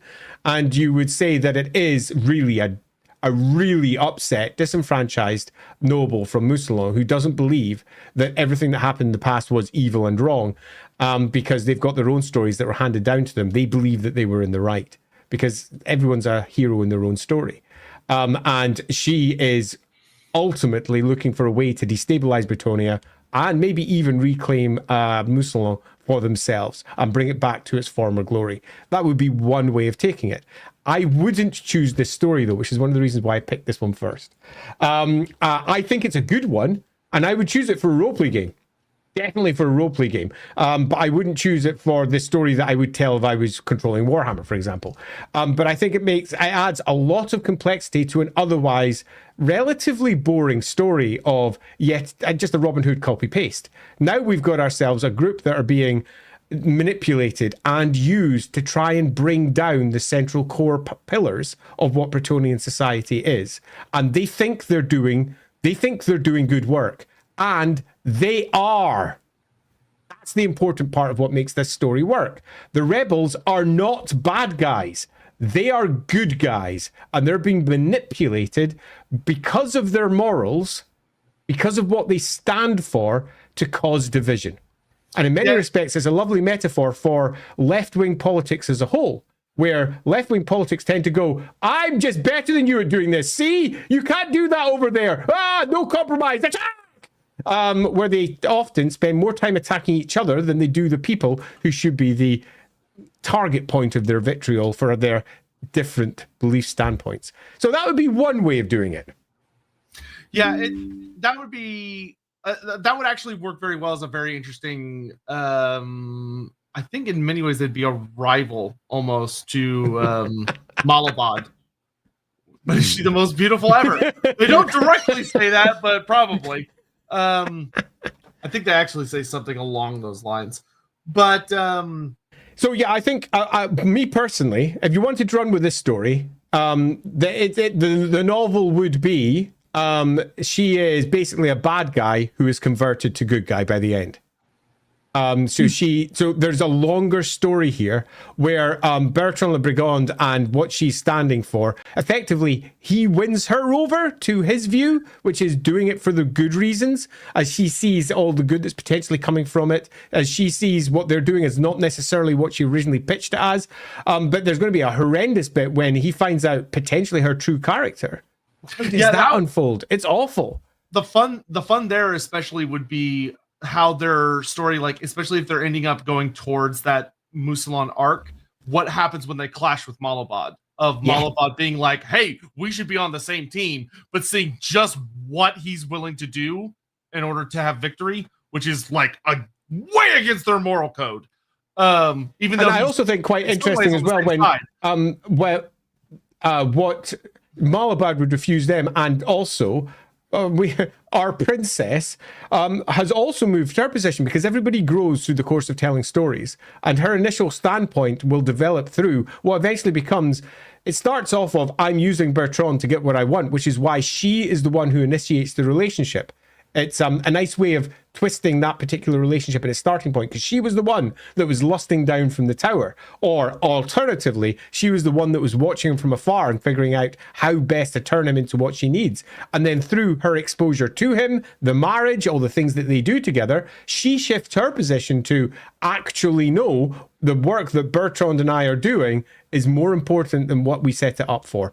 But you have that moment, the classic stakeout moment or spy moment in any one of those movies, where they go, the only reason I've come over is because I've been staking you out. I'm in fact spying on you, and somehow I'm now in a relationship with you, and you've just found out that I'm actually a spy. But that happened naturally. I'm not a bad guy.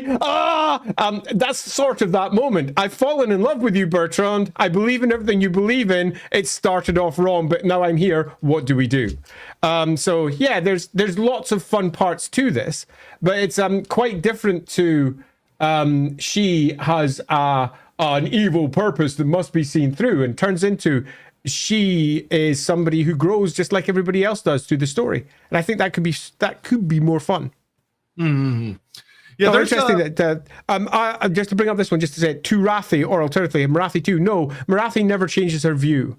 Marathi never changes, and arguably through the way we pitched her, her love made her make a mistake from her core central desire. Where in this one it would be the character would develop through the course of it. Quite a different potential storyline there. Again, just with that one version of the telling of it. Yeah, and there are a lot of other like little things that could be picked out for people that want to like explore various ideas as well as the story. Like one of the things that I kind of thought about that could be interesting is when you're dealing with like, why are the greenskins like around the outer area, but they're not like swarming in the greenskins standardly do. You could run with the idea that the Baroness isn't as evil as she's portrayed. Of that, what if it's her magic that actually keeps the greenskins at bay? What if there is a desperation of trying to survive against a Wa by using terrible sorceries that eventually get out of her control? And she wasn't actually this horrible evil thing, but was doing what had to be done in order to survive, but it goes out of control, and then then the greenskins, because she dies, because in one version, in the original White Dwarf story, she gets nommed by the thing that comes out. But there's another version of the story where her and her son are burned alive by Bertrand, where he kills them, not the monster. And you could have kind of an interesting dynamic there of that they weren't actually the bad guys, but just caught in a really ugly situation. And because of their death, the land does become uninhabitable because that defense, whatever that magical defense that was there, is severed. Yeah, so before we dive into our next set of super chats, I think that we could then twist this entire story on its head yet again. One version of this is that from the very real fact that we have a story that effectively creates division in Bretonia, because that's what happens from this. And that is big C chaos, no matter how you look at it. Bertrand can be easily pitched, and I mean really, really easily pitched as corrupted. Easily. He entices the daughter. He is responsible for holding off the orcs. His magical powers and his weird access to sudden artifacts. He is a well-connected individual who has got probably a chip in his shoulder and is very much looking to make big C change. And he has arrived in Bergerac because of the princess, the fact that she's single and is from a very influential line, and he intends to use her. Very possibly he is he's responsible for whatever corruption lies at the heart of the castle. There is a different way to tell the story with a very different version of the characters. And you can do this with almost any of them. I mean, you can take Hugo Le Petit and do something with him. You can take Guy Le Gros and do it with him if you prefer. There's lots of different stories that you can tell, and I think whenever we are looking at an older Games Workshop character, he raided the Grail Chapel, for God's sake. Exactly. He raided a Grail Chapel. He refuses to take vows. Refuses. His bow is more important than the people he's trying to save. His bow is more important than sitting down and protecting the people who travel with him.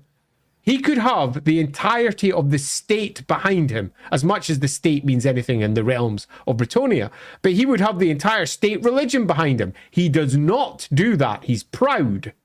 He refuses. He wants to continue to fight from the forest line. He wants to shoot people from a range and murder them. He is not a good guy if you wish to go down that route. Again, there's different routes we can take, but it is a very easy route to look at the Bertrand Le Brigand character and say, hey, this character that we have, he is not a good guy. He is standing against the religion of the lady, who is a religion that is objectively, even if you're looking at it at the top as being a manipulative religion, which it is as a cult, no matter how you look at it, you can say one thing for certain: if you follow it, you are a good guy, almost objectively a good guy, and you stand hard against chaos. because it's quite clear it's pretty much one of the strongest anti-chaos religions that there is, and it creates exceedingly powerful anti-chaos fighters.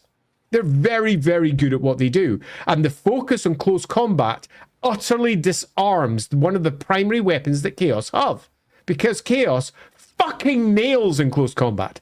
It's what they really, really, really do well. And the Bretonnian lifestyle from day one is nail it. Personal combat, be better. Personal combat, you got to be good at combat. Shooting won't bring them down, because sometimes a Chaos champion gets right back up after a cannon shot to the head. Not good enough. You've got to nail close combat, because that's where the fight is going to be come the end times. Bretonnia is built to be anti-chaos. It's quite obvious if you look at it. And Bertrand the Brigand is small c and potentially big C chaos knifing into that. Now, if you wanted to use that as a story, that for me is Bertrand as an example of an end time story. How he was in fact a plant from the beginning to destabilize the strength of Bretonnia, and when the end times come, for Bretonnia to be much weaker and allowed to be what eventually becomes to Bretonnia. It's fucked in the end times. There has to be a reason why it gets fucked. There has to be a reason, and if you want a reason, use one of the characters Games Workshop has discarded and make it useful and interesting. And that'd be one way to tell a different story, because Bertrand is discarded. He's just Robin Hood. Fuck that. Let's make him Evil Hood as a different option. He's Chaos Hood. He is very much trying to bring about the end times, and he's purposely utilizing everything around him, and he's the reason the Greenskins weren't attacking, rather than or possibly the witch that is the mum is the reason. And he's working with her. There's lots of different ways that could work. Okay, the daughter is basically being used by Tzeentch. There's lots of cool ways we could retell the story that way. But as a goal, you've got to remember that if we are telling that as a whole story, we've got to figure out how that ends with, if we stick with the end times, the destruction of Bretonnia. And Bertrand is either going to be a figure on one side or the other. Because Games Workshop's discarded him and they have no use for him, we could do something that Games Workshop hates doing, which is taking one of their good guys and legitimately making them bad. Yep. Plus, there's just a lot of fun unanswered questions about him. Where the fuck does he get a dragon tooth from? Those aren't just hanging around. Totally. I mean, those are there's serious. A story there. That's a serious fucking weapon.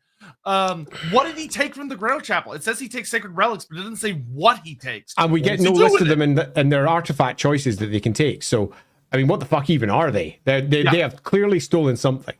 And with both of those varieties of the stories, just to conclude this one, on one side, it would be largely guided by the daughter, and it wouldn't be for chaos reasons, it would be for political reasons, ultimately. That's what it boils down to. But in the greater scheme of the theater of Warhammer, it would ultimately be Big C chaos. She's corrupted. She's not working with any god in particular. She's not dead. She's just corrupt. Actually, make her a character. Yeah, that'd be nice. Yeah, totally. Tied to Mousselon, and she's the one who basically feeds Bertrand all the things that he needs to become what he becomes, and convinces him to turn his back on the idea of becoming a noble knight, convinces him to raid the chapel, convinces him to do everything that needs to be done to set him up to be this divisive figure in Bretonnia. Or the flip side, it's just fucking chaos. Yep. All right, we got a lot of super chats to get through, and then we're going to talk about what the roleplay game evolved his squad into, basically. Yeah. Psych. These guys sound like Robert Baratheon as the Baron, Cersei and Joffrey as the wife and son, and then Robert de Grail is canon. You could do that if you want. Yeah, you've done it, Psych. It's happened.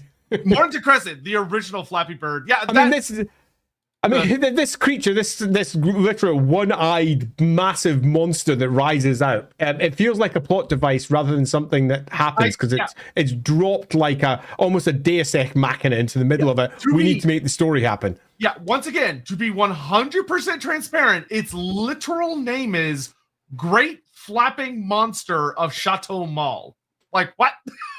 Yeah, it feels like a tool, not just a ritual gone wrong. Ritual gone wrong is the obvious option. It feels like Bertrand is either being set up or is setting something up himself, both of which work, or a different story entirely. And we can easily go for a third option, but we've only got so much time. Yeah, the Let's get into obvious our bit was super like, chats. she's summoning demons and she summoned a big demon and it, like, but you could do a lot of. That's the obvious story.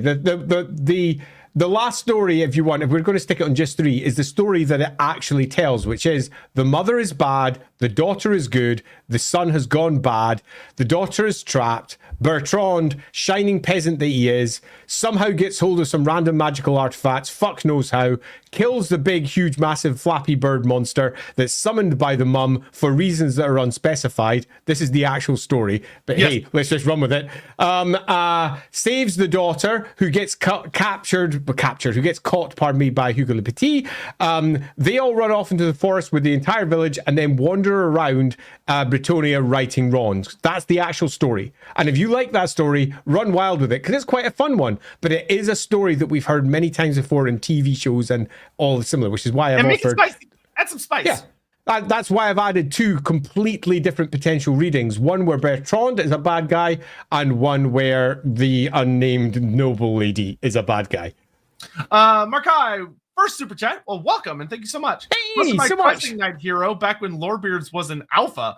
And once again, I heed the lady's call. Cheers for all you do, lads. Oh man, I assume you mean like back when we did like painting stuff. That was a long time ago. That was like 3 years ago now. Welcome back. You're old, dude. Yeah, I know. Bones, one could imagine Bertrand is the lady's blessing, keeping his band hidden from and making sure its nobility are acting justly, not too mean. I mean, there's an argument that if, Ladriel is the best at hiding things, and if Ladriel does indeed favor them and the mists conceal them, then no one's gonna fucking find them if the lady does not want them to be found. I agree, but I would hard not do that story. Hard not do that one, Bones. You absolutely could, and it would fit, particularly if you're going with Bertrand and his band are just a bunch of wandering good guys being really nice, and the knights are sort of in the wrong. But Bertrand is a figure who repeatedly turns his back on what the lady represents and even sacks one of her chapels and takes all of the artifacts for whatever uses and nefarious purposes, or just to sell it for extra cash to feed his people. Maybe protect it if you want to be generous, but yeah. And the lady herself tends to be sort yourself out and pray to me if you wish. She doesn't just randomly protect people unless they genuinely come to her, or you happen to be Gilles Le Breton at the beginning of time. Other than that, it tends to be people who have followed in her footsteps and shone by their own capability and might, and then she appears to them. She's never appeared to him. She's never, arrived. The lady generally arrives first, and that's never occurred. So I would be very careful about just randomly choosing that the lady favors this one just because. However, that doesn't mean Bertrand can't use all of the advantages that the lady drops. In Britonia, it's a far mistier place, particularly beside watery areas. Watery forests are literally a nightmare to find anybody in. That's just the nature of the local area that you find yourself in, the environment. And I think he would make maximum use of that. That is arguably, and from the outside, many might even say that means he has the lady's blessing, and that could form part of the dialogue about him. He clearly has the lady's blessing. They keep coming out of the mists, and the reality of it is, no, they just hide in mist because mist is a good place to hide. Smart, yeah. It's smart. Yeah, exactly. Yeah, I mean, you could even explore because remember that Britonia isn't monotheistic. That Bertrand has a much stronger relationship with Tal and Raya or Renaud than he does with the lady. Yeah, totally. Hendrik gives me Luther Huss vibes. Very specific. I would only say really in the sense of how the boss feels about him. So how Leon Leoncourt talks about him versus how Volkmar talks about Luther Huss. That has a similar vibe, but other than that, it's pretty meh. Yeah, I'm not sure I'd say Luther Huss vibes in particular. I could argue a reading of that with that though. Yeah, I could argue a reading with that. Yeah. If, for example, if we made Bertrand a figure of the lady, and a figure of the lady who was fighting against others because of what he believes is their misuse of the lady's blessings, then we could start going down you're doing it wrong. You're doing religion wrong, man. But I don't think that's really how Bertrand Le Brigand is pitched. He's more pitched on a more moral perspective. Morally, I think you're in the wrong. And morally, I have to do something to stop your oppression of these peasants, to stop you being the evil figure that I believe you are, to stop you killing people in the fields because you happen to be a greenskin or a beastman or whatever else that he happens to be facing off against. He's largely a moral figure rather than a religious figure. Morning, Crescent. The lady says to pull yourself up by your bootstraps. Yes. Yeah. And the lady very much leaves them to deal with it themselves using the individual gifts and capabilities they have, because ultimately every single last one of them is being trained for the biggest wars to come. Cole Patterson said, Bertrand having a unique relationship to the city makes a lot of sense to me. In some of the oldest tales, Robin Hood is very deeply devoted to the Virgin Mary. Yeah, if you wanted to steal that part from Robin Hood's story, you could. Yeah, you absolutely could. It does change the nature of Bertrand's character. But if you're going down that route, then if he has got a very strong relationship with the lady, what is it? What is his relationship? Why has he turned his back on the lady and not accepted vows? Does he not believe he's worthy? But if he doesn't believe he's worthy, why did he accept the marriage to the noblewoman? If he was a strong believer in the lady's practices, he would have refused that marriage, because what she represents to Bretonnia as a whole. She could marry another knight, which would be better for the people. Another strong figure would come in and protect them, but he doesn't do that. He seems to be a figure who's much more venal, much more interested in his own story. And his own story is, I'm in love with this woman and I want to marry her, but I'm proud enough that I'm going to turn my back on everything that she believes in terms of what is right and wrong religiously. And now we're going to raid a Grail chapel. It doesn't feel like it's a natural religious story, but that doesn't mean it isn't. And if we wanted to take on those aspects, we absolutely could, but we would probably be taking on a far more rebellious story. He has a very unique view of what the lady is, and he is trying to find his own route towards it. In many respects, he's on his own Grail quest and doing what is right, regardless of what he is pressed up against, and regardless of how dishonorable they fear he is. And it would be effectively, if it was to be concluded, the Grail Knight quest that ended up with him becoming a Grail Knight with a bow. Yeah, which would, can of worms. Yeah. Well, I just want to pull out this comment because it was just something I want to add to it. I think having Lewin be more supportive of Bertrand would be a fun story. Like Lewin sends supplies on occasion, but publicly he can't support him. That's making Lewin out of character. I don't think it is. Lewin, so we were talking about this during the tier list stream, that there are one of the other Grail Knights, one of the other Dukes is suspicious of Lewin because Lewin keeps acting morally as opposed to the letter of the law. Yep. So I would say this would support Lewin's character, not detract from it, and could threaten his position as king if it was found out. Hard. I so hard agree. It's a great comment. And I think it really speaks to the potential weakness in the Bretonnian court should the king be found out to be effectively supporting a murderer. It could destabilize nobles. Yeah, exactly. It could destabilize his rule completely in a way that might even force Morgana Le Fay to have to come out and say, you done wrong, dude. And you have to live by your choices. You're going to have to be removed. And Luon is a fucking great king.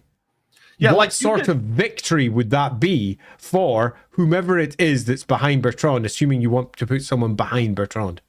Yeah, you could have a very interesting story where Bertrand and Lewin's, like, they could both be very morally good people, but because of their support of one another, it causes functionally a civil war. Yeah. Despite the fact that they're good people. Which would be really spicy and fun. Yeah. On this side, what's the Duke de Carcassonne think him, since the Duke has the Bertrand du Guesclin, guerrilla pragmatism vibes? I guess he likes them more than most. So it would depend on probably what Bertrand's been up to in that area. So the Duke of Carcassonne is much more practical than a lot of his fellow Dukes. But that doesn't mean he might just wail on him hard. Yeah, if anything, it might mean that he uses much more horrific tactics to deal with the likes of Bertrand Le Brigand. So on this side, I'm going to use real world politics, which I don't like doing, but it gives you a good idea of where my angle's coming out here. It's fine. I'm here to die. It's fine. You should do it all the time. It's actually hilarious. It's not that hilarious, but it kind of is. People who think the same things constantly bicker and argue, and often become the biggest enemies. Take any political party in the world, just take any of them. Think about your local political party and think about its leader. Now think about someone in that party who stands against them. They think the same. They might think and agree on 99% of the same stuff, but that 1% difference can be enough to tear them apart. Just because two people have got similar methods to doing things in no way means they will ever agree. In fact, this is the real world political reference. Take a look at the formation of the new political party here in the UK, where on the left wing, they looked at the Labour Party and went, you're not left enough. Jeremy Corbyn, the previous leader of the Labour Party, tries to form a new party with, and now I've forgotten her name. I had her literally in my head a second ago, with another ex-Labour member party whose name suddenly escaped me. If anyone's in the chat got her name, that'd be great. And what was the first thing they did? Fell out. They are massively aligned on almost everything, but they had differences in how they should best execute. Say, thank you very much, Zara. I couldn't remember her name.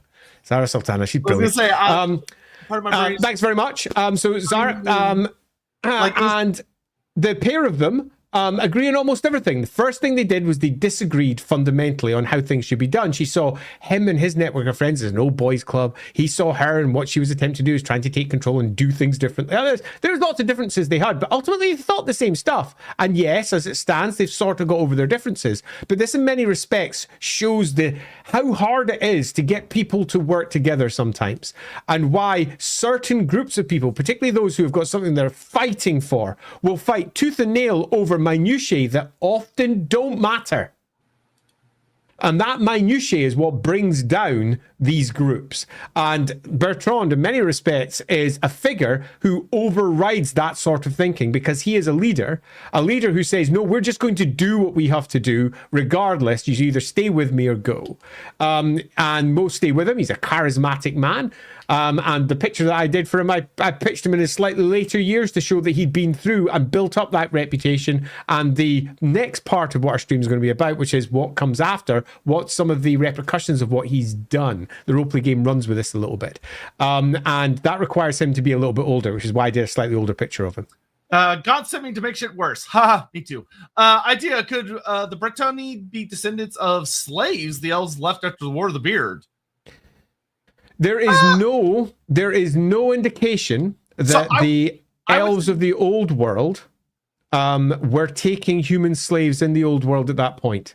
Yeah, but there's no indication they weren't. Yeah, I would say you could do this, and I would be like, you're not stretching that much, that's fine. Yeah. Second, though, it probably wouldn't be the Bretonny, it would probably be just whoever the native peoples were of these lands. But the Bretonny came from the east. Yeah. This is not the story that the Bretonny would say, but that doesn't mean it's not true. Yeah. Zach Wells, love the show. Couldn't have gotten through painting my arm without you both the background. Oh, well, thank you. Hey, great, Zach. Absolutely delighted that you enjoy painting away to us. Ricky Chapman, we met Bertrand. Oh, Ricky Chapman. Here we go, Ricky. What's it going to be this week? In a campaign near Montfort, where we were hired by the Empire to investigate missing merchants. Turns out that while the Duke was fighting orcs, a giant had come and was eating the peasants, and Bertrand was hunting it. Well, that sounds like a Bertrand job, all right. Yeah, it really does. And who doesn't like campaigning near Montfort anyway? So yeah, sounds good. Mm-hmm. Stephen Lucas, is the Bertrand is used story, but the lady had a hand in this, seeing she needed another force outside the Knight's Code? So again, I don't think the lady necessarily pushes in that way. I think you're giving her too much agency in what happens in Bretonia. The Bretonia that we have is largely built by Bretonians and those influencing them, and they call upon the lady, and when she is called upon by those she deems worthy, she answers. But she is not actively directing them in quite the way that this seems to suggest. Yeah, what I would add is, so think of the lady like this. The only time the lady has gone out of her way to show herself to someone is when the land of Bretonia is in deep, deep shit. Mm-hmm. So like when Gilles of Breton, like when they're dealing with all that crap, she shows up. When Karn, in many respects, that's her first time though. So in some respects, this is I'm now starting my plan. So it's not even, that's not even a good example of it, because that's starting things. The only genuine example I can think of her like actually tipping a scale was when Karn the Blighted comes down, kills the king, and starts taking over Bretonia with his plague fleet, and she goes to Rapunzel and says, "Hey, go! What you doing? Yeah. I need you." Like, that is genuinely the only time I can think of where she seems to push somebody. And it was that just Rapunzel's natural character having a moment to shine? Yeah, who knows? Maybe she was just. Morning to Crescent. For me, I'd look at why the mother was secluding her daughter away. Gosh, why might a Bretonian noble hide their daughter away from the service of the lady, a magic user? Then you can unwind this as a cautionary tale in that line from the nobles to one another.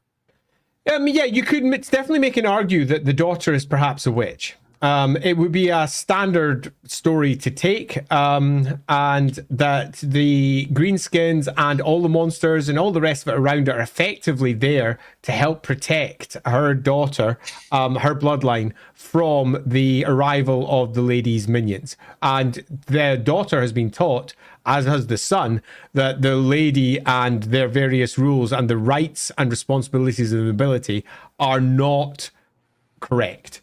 Yeah. Which would then lead to, afterwards, the raiding of the Grail Chapel making sense because it's influenced by the daughter's beliefs as well. You definitely could run down that route, and I don't think it would be a bad story. Basically, they're bad sorts, and the girl's a witch. Yeah, we did it, Patrick. We saved Bretonia. Yeah, you're not wrong. There's a part of me that quite likes the idea that Bertrand the Brigand is ultimately responsible for the downfall of Bretonia. It would be there's a lot of fun you can have with it. Omnicide 101. How dare you say left is in fighting is bad idea? I'm splitting the party over this. Oh man, it's being a pretty hard lefty person myself, which none of you will be surprised by. It's one of the things that just makes me laugh and cry the most. How absolutely rubbish they are at doing pretty much everything sometimes. Laughs an American. Super Arlock. I mean, an interesting way to spin that is the lady doesn't favor either Bertrand or the nobles, but is instead sharpening them against each other, making the peasants nastier and the nobles. So, man, y'all really want an active lady, huh? This isn't necessarily an active lady. I actually think that this is almost accurate. I mean, an interesting way to spin this, that the lady doesn't favor either Bertrand or the nobles. The lady gives her favor, obviously, all over the place to those who are worthy. So she does give favor. But that doesn't mean, if we now remove it from what she does, from what she thinks, because we know she's Ladriel, the Lady of Mists. We know that she is ultimately a liar who finds lost things, and she's seeking to find these people who are lost. They were about to die, and bring them into something brilliant. And Bertrand and the nobles, and all of them, are sharpening each other. They are doing this. So when they go bad, while she might not give them her favor directly, they are still providing a necessary component to making the rest of Bretonia stronger, or possibly weaker in the short term and then stronger in the long run as they're defeated. So, yeah, I don't think this is necessarily a bad reading. I don't think it's that far away from what is probably happening. Yeah, okay, we're going to do a few more, and then we've got to get into the roleplay. Sure. Because we're running low on time. Kobo, oh sweet, a Warhammer character who rebels against authority without being corrupted by chaos or flesh-eating aliens from outer space. Andy, but what if he got groomed by his girlfriend to become Robin Hood? Yeah, I'm not that keen in making Bertrand the Brigand a figure of chaos. I always present it as an option because you always have to say the world gets destroyed by chaos, so what does that mean here? Because that is what ultimately happens. But I think I don't think that a reading of this character, which is we have got ourselves someone who starts corrupted and then comes to learn that she's, through her deeds, she's changing, and her views have changed, and how that might doom her relationship with the person that she has come to love over time. I think that makes for an interesting potential story, particularly if it's picked up and turned into something new. But yeah, I think grooming to become Robin Hood is quite a different type of version to our classic Robin Hood tale, so I'm not against it in general. I think I prefer it to the actual story. The actual story doesn't make any sense as you look at it. You're just left going, how can I make this work? Yeah. And my first stab at making that work would be, well, you've got somebody making it work. Bones, this theory is better than the lady's blessing. I don't know. The lady's blessing is a lot of people want the lady's blessing to be the theory, though. Yeah, it's question: is the ban on ranged weapons a direction from the lady or cultural trauma from the death of Shields? That's actually a super interesting question. So, according to the 6th edition book that goes really into the story of like the founding of Bretonia and the 12 great battles, it's originally not a directive of the lady. It's originally it's cultural trauma from the death of Gilles. That he's killed by a thrown weapon from an unknown hand. And it becomes a core component of what it is to be a Bretonian noble. And the lady, happy with that shit. And that's why, for example, having an outcome where, say, for example, we go with the story where he's groomed, he goes around destabilizing Bretonia, thinking he's doing right. His wife sees him destabilize the empire and realizes that, in fact, he's doing wrong, even though he's doing right. He's saving people. No one's in the wrong here. Everyone's in the right, so to speak. But she sees a different wrong, which is the bigger picture wrong. The individual, every step is right, but the bigger picture is destabilizing Bretonia. And basically having the heart-to-heart with him, which is, hey, dude, we got to think better. We've got to be better. And ultimately sending him off on what becomes their Grail quest. And I would suggest that the entire core band become Grail Knights, all of them. Him with his bow, the lot. Okay, his wife, everyone. His wife who was a betrayer. You know, you want to have these difficult stories. The perfect group has to have someone betraying in there, or it doesn't make for a good novel, does it? So one of them sort of working against them.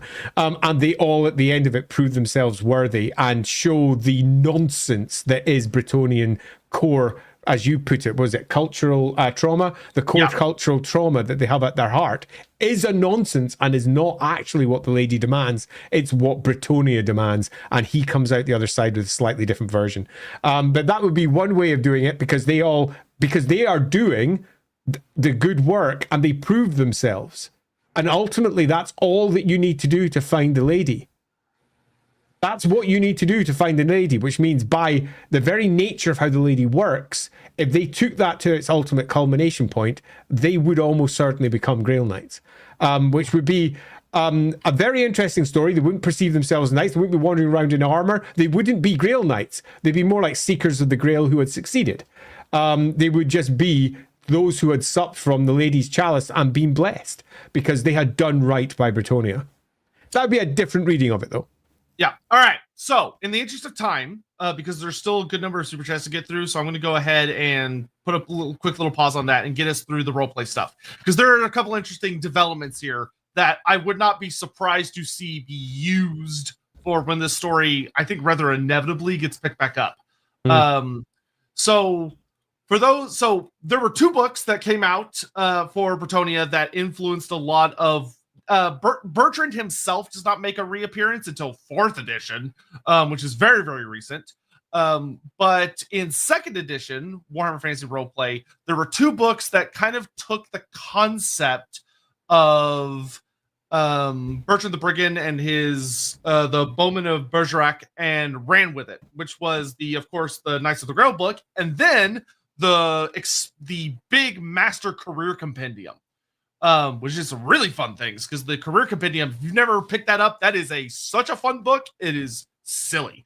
Because it's just got so many fun little like adventure hooks and short stories and all sorts of other crazy shit in there.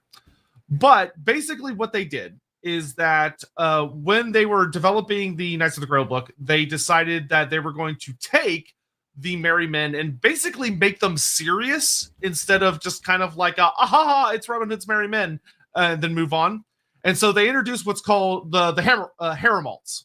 And the Haramalts are stated to literally be that in the Bretonian language, it translates to merry men, which is hilarious because that's not how French works. But basically what they are is they are outlaws that live outside of the law, that are mostly made up of peasants, but they do have some noble figures in there, which we'll get into a little bit.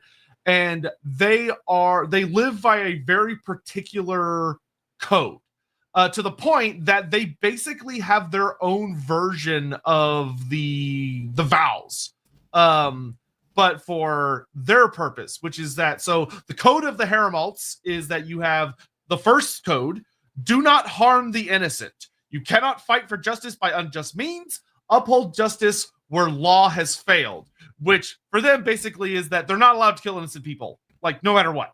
They have a very, very strict system within the way they try and handle affairs, where if it's like, oh, well, there'll be collateral. Collateral is not acceptable. If you're a member of the Heramalts and you have collateral damage trying to deal with someone, you will be usually killed. You'll be executed by hanging, or you'll at the very least be cast out, which is not ideal.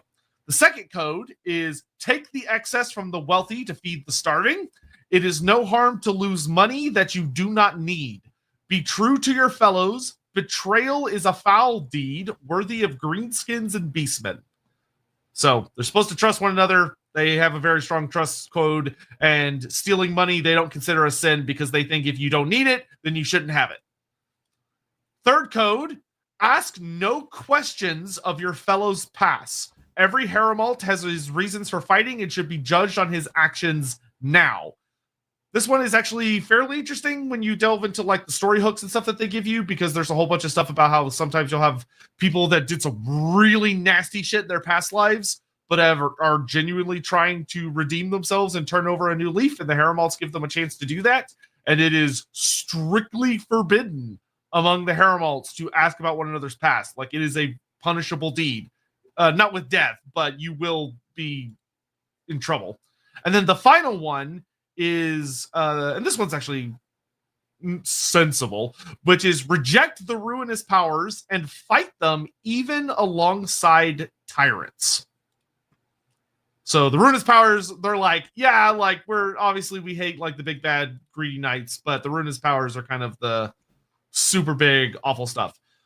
From there, the Heramalts, they basically give them some structure to try and figure out how they would realistically work, because they take the idea of Bertrand like picking up an entire village, and like, where do they go? And basically it runs with, so the Heramalts live out in the wilds and the forests of Bretonnia, which are very dangerous. They rely on like a lot of various locations where they post up tents, but if they have larger colonies, they try and find caves. And they basically have these big giant caves that are hidden away in certain parts of Bretonnia, where entire villages, hundreds and hundreds and hundreds of people are living, hiding out, hoping that they're not found. And they have like this really strict system for how people are initiated into becoming a Heramalt, where basically you have to wander out into the forest loudly shouting that you want to join them while just walking through the forest.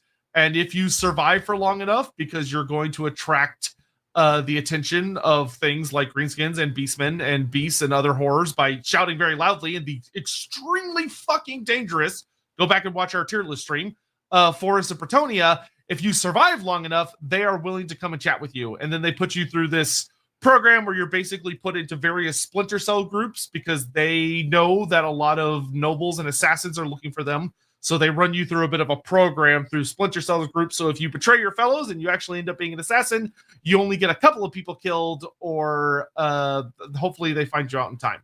Other than that, they take very, very heavily from the story of Bertrand le Brigand, except for it makes them more Robin Hood coded, funny enough, than Bertrand is. Bertrand, in his story, he fucking just murders people. Like, if there is an evil noble, he will kill you. The Heramalts and the Faceless, which their bosses are called the Faceless because they wear these big hoods so you can't see their face, and they're very mysterious and stuff, and allows them to travel incognito. They try really hard not to kill the tyrants and the bad nobles. They try and basically find to rob them and to find evidence of their misdoings and basically then like tie them up and leave them for the actually just people to find, to then take them to court through the systems that exist within the land itself, so that they don't bring the wrath of the nobility down on top of them. Whereas Bertrand doesn't give a fuck. I think that there's various ways that we can look at this. The obvious one, and largely how it's pitched, is that we have another group that are working in Britonia, doing similar things to Bertrand the Brigand, and we're done. That's it. There's these Heremo, and they've got their faceless, and they're doing their attacks, and they're saving people, and they're living in various secret villages, and they're standing against the tyranny of Britonia. In many respects, they're upholding the ladies' virtues, but from a peasant perspective. And they might have some nobles mixed in, might have a few others mixed in along the way, but broadly speaking, they're their own group. Or alternatively, and as Sotek introduced, and I think is probably the more likely reading, should it be picked up, they're all going to get bundled together. And we have a progressing story here, which is we have Bertrand moving out, becoming the folk hero that he becomes, realizing that something has to change, something has to give. They have to approach this differently, particularly if they've had a couple of big mistakes. They've killed someone who perhaps didn't deserve to be killed. The classic story of, oh, we done fucked up, haven't we? As they kill a good noble or something. And they then start instigating changes in their own way of developing. And the new system is created that develops into the Heremo, everything that they become. And that seems to be the obvious next step. Effectively, they're a new Bretonian force that you could probably feel as a minor army of peasants, mostly, with faceless as characters, with Bertrand le Brigand as a core character that's sitting at the back of it, and entire communities that are going with them. They are, however, let us be as blunt as we possibly can be here, out with the standard rule of Britonia. They are divisive, they are not accepted by the standard nobility, and they are, if you want to see them as a force for good that's dividing Britonia. And that's good. It's conflict at its heart, and it works quite nicely. But this is the one that looks like the fairy tale story of standing against oppression, but in fact is ultimately responsible for breaking apart one of the stronger weapons that the old world has against the incoming end times. So it tells a potentially double blade edge sword of a story. But I think the most likely retelling of this is that they're all conflated together. They are all part of the same greater whole, because as we know, Games Workshop doesn't like having too many threads to a story. They like pulling everything together to make everything simpler and cleaner to tell, particularly for battlefield stories, for their army lists and similar. So pulling them together as one group makes the most sense should they ever get around to doing that. Or if Total War decides to turn it into, for example, a Regiment of Renown or something similar, pulling them all together as one, again, makes more sense than separating them out and making it difficult to understand what the differences are between each faction. Yeah, and there's a lot of little things that they leave to play around with as well. Like there's a concept of the faceless being these hooded individuals that try and remain anonymous, because not only that allows them to do their job well, but should one of them die, they could be replaced with no one being the wiser, and carry on a legend. But like some of them there's like one that's implied to be a spirit, the Hooded Blade. Which the Hooded Blade is this really spooky guy that wears all red. So he's got these crazy red robes, and he's like this tall, lean figure that approaches you on the road if you're a really bad guy. And out of nowhere, from within his robes, he pulls out this giant hand and a half, huge ass broadsword that should not fit in his robes. And from the way he acts and is talked about, he comes off like a spirit. Where he is a spirit, which is appropriate for Britonia. Yeah, and spooky as fuck. You have all sorts of like little things about the Heremonts and the Faceless interrupting tax systems, stealing things that they try and give back to the communities to help them, but they have to do it in really secret, clandestine ways. But you can play with that in fun ways, because interrupting supplies like that, interrupting taxes, interrupting food transportation, even though they might be doing the right thing for a local village, these are people that are not aware of like the larger crises going on in the kingdom. So they might be helping like their individual community, but they're actually causing significant supply chain crises towards the front against the Norskins or Greenskins or Beastmen. One of the things that when you're like reading the literature that they wrote for it, it's really easy to just be like, oh, God, these guys are just purely good guys. But you have to keep on when you're reading it that they have such a narrow little view of their local community, and they can so easily cause massive problems. Yeah, agreed. They are an interesting part of the overall fabric of Bretonia because they are good guys. And the Bretonians themselves are, and I hate using such simple terms for Warhammer, but again, broadly speaking, good guys. And they are antithetical to each other in so many ways. And that creates some interesting conflict. And again, it's the sort of thing that we're going to need to have in place if we're going to destabilize Bretonia to the degree that is required for the end times to make any form of sense. So this is one of the primary arrows, the strings to our bows, if you will, that we've got to fire to help destabilize the nation. They think they're doing the right thing. I also think if you don't want to take that story route in particular, because a lot of people don't like taking the end time story route and they just want to create cool factions, this is a potential really strong alternate view for how lady worship can manifest within Bretonia. It doesn't need to be just the knights that are receiving the blessings. They have got themselves their own unique set of virtues and vows, largely in place already. And they have figures who have got what appear to be supernatural characteristics and capabilities. And they could be nothing more than different manifestations of the lady's blessing, because they are doing good ladies' work. They are doing the stuff that the lady agrees on.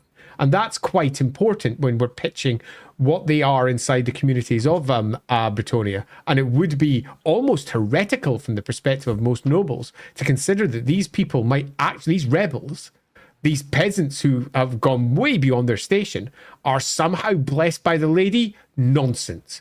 And that core conflict, I think, is a necessary component as well of potentially destabilizing what eventually we have at the end. To go back to, I think it's also worth reinforcing that I do think that King Luon would also be broadly supportive of much of what they stand for, which again creates divisions within Bretonia, because many of the nobles absolutely not only won't be, will despise them so much because of what they've done, either to their lands, to their people, or possibly their relatives who have died because, you know, they just happen to have a bad day and they get killed for it. You know what now?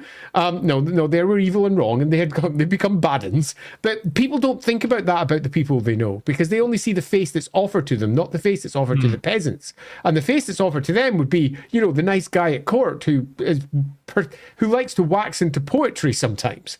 And then they're said, oh, now the peasants have killed him. What the fuck? Play the God of War games if you want to see the newer ones. If you want to see a great example of, you can have a shitty person that's still deeply loved, despite the fact they're flawed as fuck. Yeah, totally. And their relatives are being killed by these peasants. They are the fucking worst. So we can get ourselves some interesting religious schisms. We can get ourselves some interesting societal schisms. And all of them, everyone thinks that they're in the right. And that makes often for better, more complex stories. But it being Warhammer, we often want to turn it into, and it often does turn into, a black and white, and this is the bad guy who comes cackling out from behind the curtains. So that is often, if you're building a story out of this, worth considering. Where is our bad guy who's going to come cackling out from behind the curtains that we can then stab? Fun little thing for y'all, and why you should go watch LAWhammer is one thing that I have learned from. Sorry, Mr. I didn't bring up. Yeah. I should have known, Mr. Mike. Yeah, I'm surprised it wasn't Horus.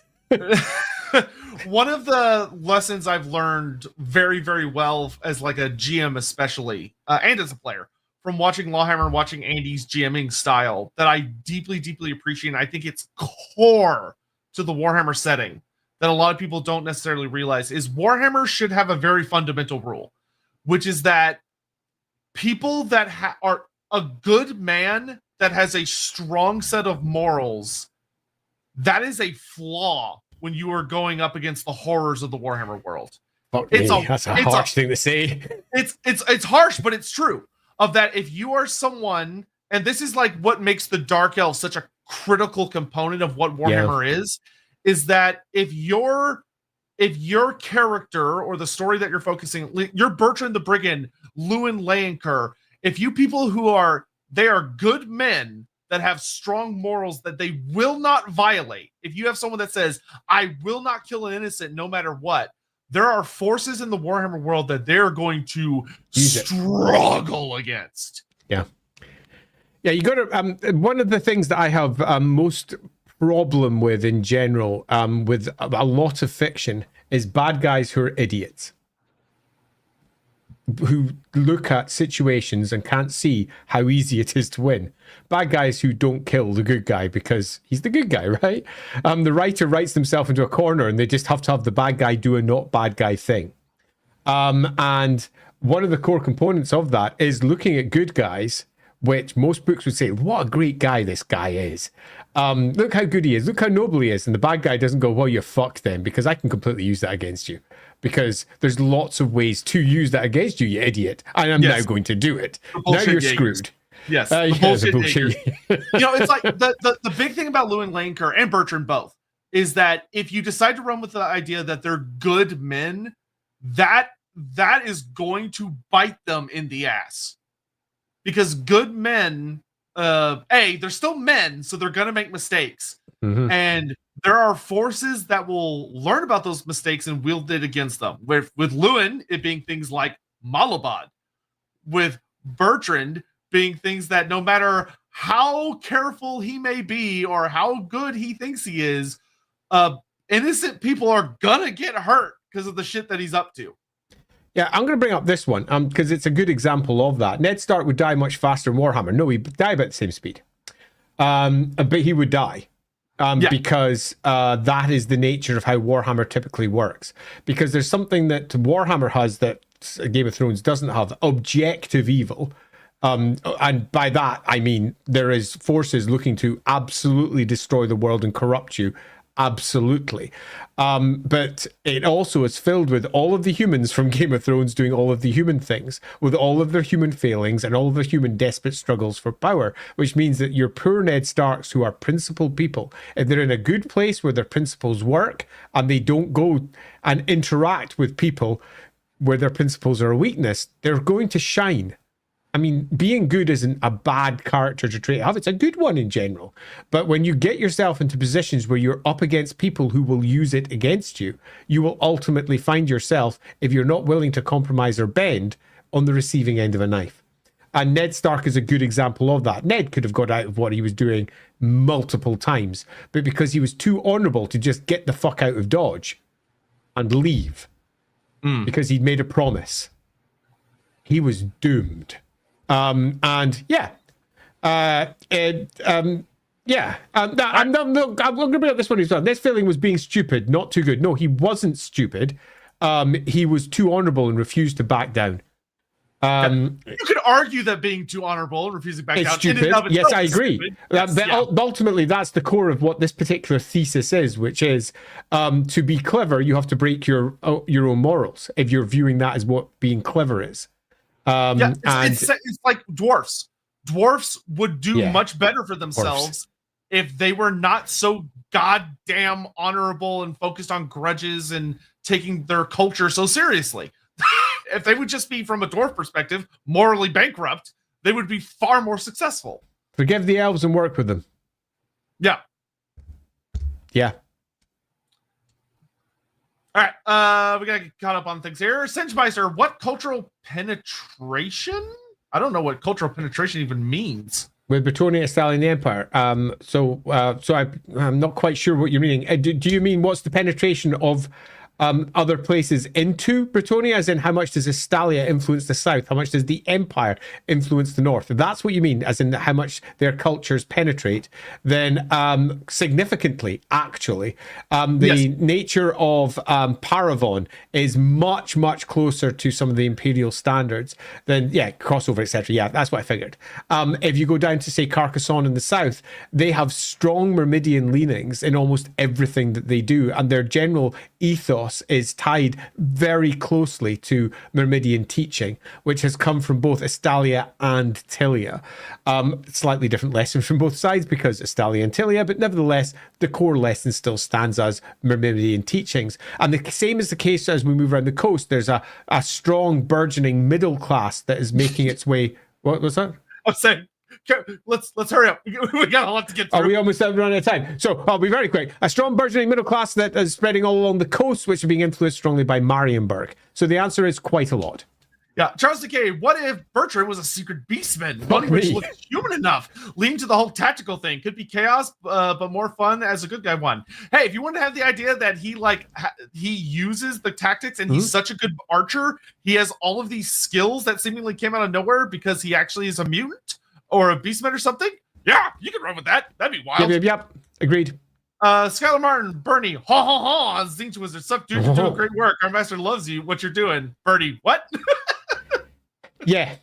See, the characters like Bertrand and Brigand are perfect Zinch champions without ever being one. Yep. And they have literally no attachment to Zinch at all, but Zinch will help them. Bertrand's the sort of character that Zinch would have cultists infiltrate, not to corrupt, but to support. Yeah. Oh man, there is no pawn more prized by Zinch than a good man. Yeah, absolutely. Eli the Grey. I've always thought it was a wasted opportunity not to make Bretonnia being French revolutionaries versus Arthurian knights, with chaos trying to worm its way into both factions. Eli the Grey, I think there is something to that, and I think that in some respects, it's what Bertrand the Brigand kind of represents as a potential story. Yeah, and there might be something that shows up. If Astalia ever gets fully developed, the border between Astalia and Bretonnia could still have that kind of like people with guns in a different form of social standing and honor and everything goes dealing with Arthurian knights and yada, yada, yada. It could still exist, but it might exist in a different fashion. Yeah. Brock 6000, how about a more comedic Bertrand? And he's just an ineffectual robber. He keeps failing upwards and people misinterpret his actions as epic or evil. Anyone from the UK who is of my generation will be aware of Maid Marian and Her Merry Men, which was a TV show from the marvelous mind of, oh God, his name suddenly escaped me, from Blackadder. Somebody write his name in the comments because his name just suddenly escaped me. I can see him literally in my mind's eye. He did Time Team as well. Regardless. And Maid Marian was the brains behind it all, and their Robin Hood figure was nothing more than an idiot, an actor effectively, who'd been pulled in because no one would believe that a woman could lead all of these things and do all of this stuff. So Maid Marian and Her Men, not Rowan Atkinson, the other one. Tony Robinson, thank you very much. God, my brain's dying today. And that was the story that was being told there. I strongly recommend it. Every year on Pancake Day, I post their Pancake Day song, which goes, unsurprisingly, it's Pancake Day, it's Pancake Day, it's Pancake Day, because they have a whole bit about the peasants making pancakes out of mud because they can't afford flour. Man, UK just loves their little songs. Pancake Day is the best day. Don't even. On the 701, are there true levier types? I assume is what that's. There is not true leveler types. Bertrand is currently where we have it. Cool. Hey, Sotek. Inui. Oh, Brock, you're a dick. Inui and ennui. Yes. The three holy phrases. Yes. Has Bretonnia ever had a crusade in Ethelloren? No, but they should have. Yeah, they really should have. And this is something that I feel is a gap in their lore. And I think the answer is probably yes. At some point, someone will go, why haven't we done that? Let's do it. Yeah, there should have been a king that got so fucking furious at like a wild hunt that he declares an errantry crusade against the Fae. 100%. Yeah, I agree so hard that I'm a little surprised that nobody's bothered to do it yet. Yeah, that actually just shocked me because I just had the same brain thought of like, oh, yeah, that really should be there, and it's not. Hieronymus, what if Bertrand's ancestor was one of the followers of Gilles? He was good with a bow, but took the vow like all the others when Gilles fell in love with Apparash, like you suggested. He killed Gilles. That's why the bow is significant. So one thing I'll say, one thing I've always loved about the death of Gilles is the part of this I'm going to kind of essentially focus on, is that it's always stated that he was killed by an unknown hand. Nobody saw who threw whatever it was that hit him and killed him, which if you go with the end times route, that's how Ladriel kills Ariel. She does the exact same thing, is that she throws something at her and kills her in the middle of a battle. But it could also be that, like, if you have someone that turned against you, the story doesn't say it, but I've always kind of vaguely interpreted it as it was a betrayal.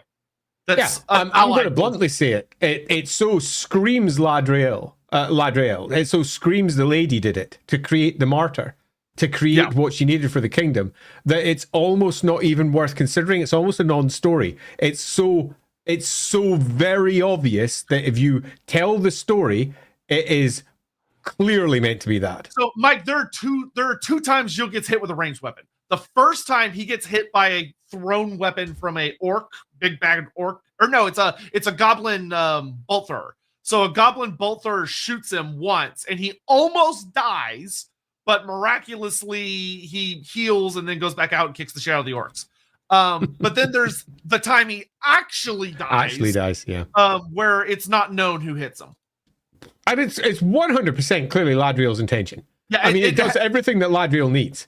It's $1 billion the lady that like killed him. I mean, if whoever ends up writing this at a later point, say 20 years down the line, and they pick up this story again, start retelling it another way, and if they make it something other than Ladriel, the Lady of the Lake, it's a massive missed opportunity because it shows the nature of her character.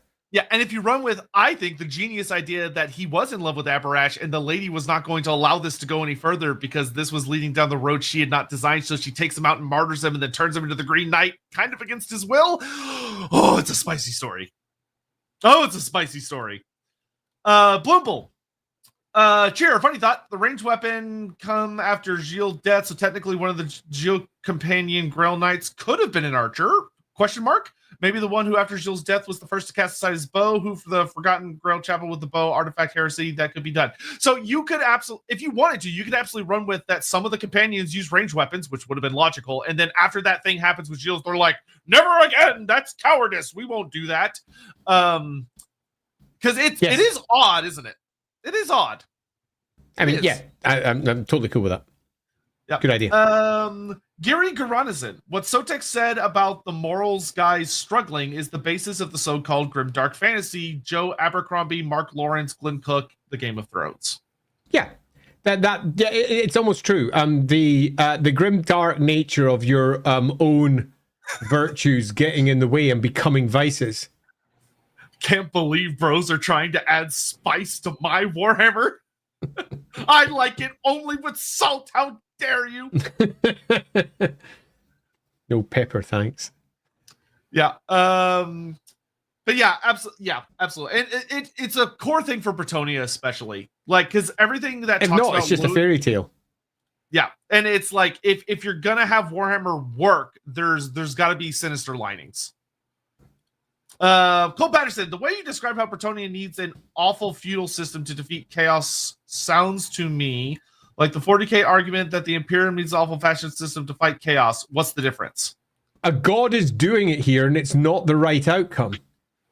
It's not correct. It's not the only thing that can be done. It's what the god has decided to do to create a weapon. And that god is being utterly, you could argue, selfish, certainly utterly inhuman in how it's approaching the situation, which is they are just tools to be used. It's horrific. What's the difference?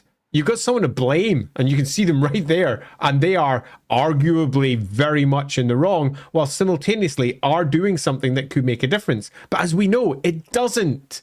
Ultimately, even if you don't like the story of Bretonia from the end times, the actual core of what it represents, I think, leads into this perfectly, which is, it's wrong. The whole setup broke. It didn't work. So what's the big difference? And much like 40k, it's fucking wrong. And that's good, I think. Yeah, I would say the big difference is that, in my opinion, is that in fantasy, it's very evident and very easy to see from the reader, from any reader's perspective, that the answer Bretonia has come to is wrong. Whereas in 40k, they have a bad habit. They justify it as right. They justify it and are like, oh no, this is the right answer. When fascism is needed. Yeah, totally. And I would also argue that Ladriel here does not take that argument either. She's not saying that this is the only way to do it. And indeed, if we run with the story that we've been suggesting through this particular stream, Cole, the answer that humanity has come up with from the virtues is one of their own creation in many respects. The whole vow that they take and the things that they do is as shaped by their own experience as it is by Ladriel's needs and demands of them. It's not entirely coming from the outside, and Bertrand potentially shows another route towards Grail virtue that the knights would absolutely turn their back on and say is dishonorable and wrong. It's culturally wrong. Yet Bertrand the Brigand shows another potential route through to it, showing that Ladriel even is not even that figure with this absolutism that's sitting on top of it. That absolutism is entirely a human-born desire for control, for understanding, for shaping the world, whatever it might be, and ultimately is to the detriment of their society when it comes to the end times, because it all goes fucking wrong. Yeah, an important thing about the Bretonnians as well is that the culture they adapted of like there is the peasant caste and the noble caste, and that the peasants, or well, it was a warrior caste originally, and the peasants were like, oh, we'll do all the labor and and then we'll give you all the food so you can be as strong as possible and you protect us. They established that way before they met the lady, way before. It was when they like moved into the lands that we know as Bretonnia, but they didn't end up meeting the lady for like hundreds of more years after that. Yeah. What about a comment here from Mike? Didn't you say that they were the good guys? I did put quotations around that, and I said I didn't like using the term. But by that, I mean that they are objectively bound by virtues that mean they do good, as we understand the core concept of moral good and moral wrong. And they are good guys fighting what is virtuous and right. So, yeah, sure. They are. I don't have a particular problem with saying that.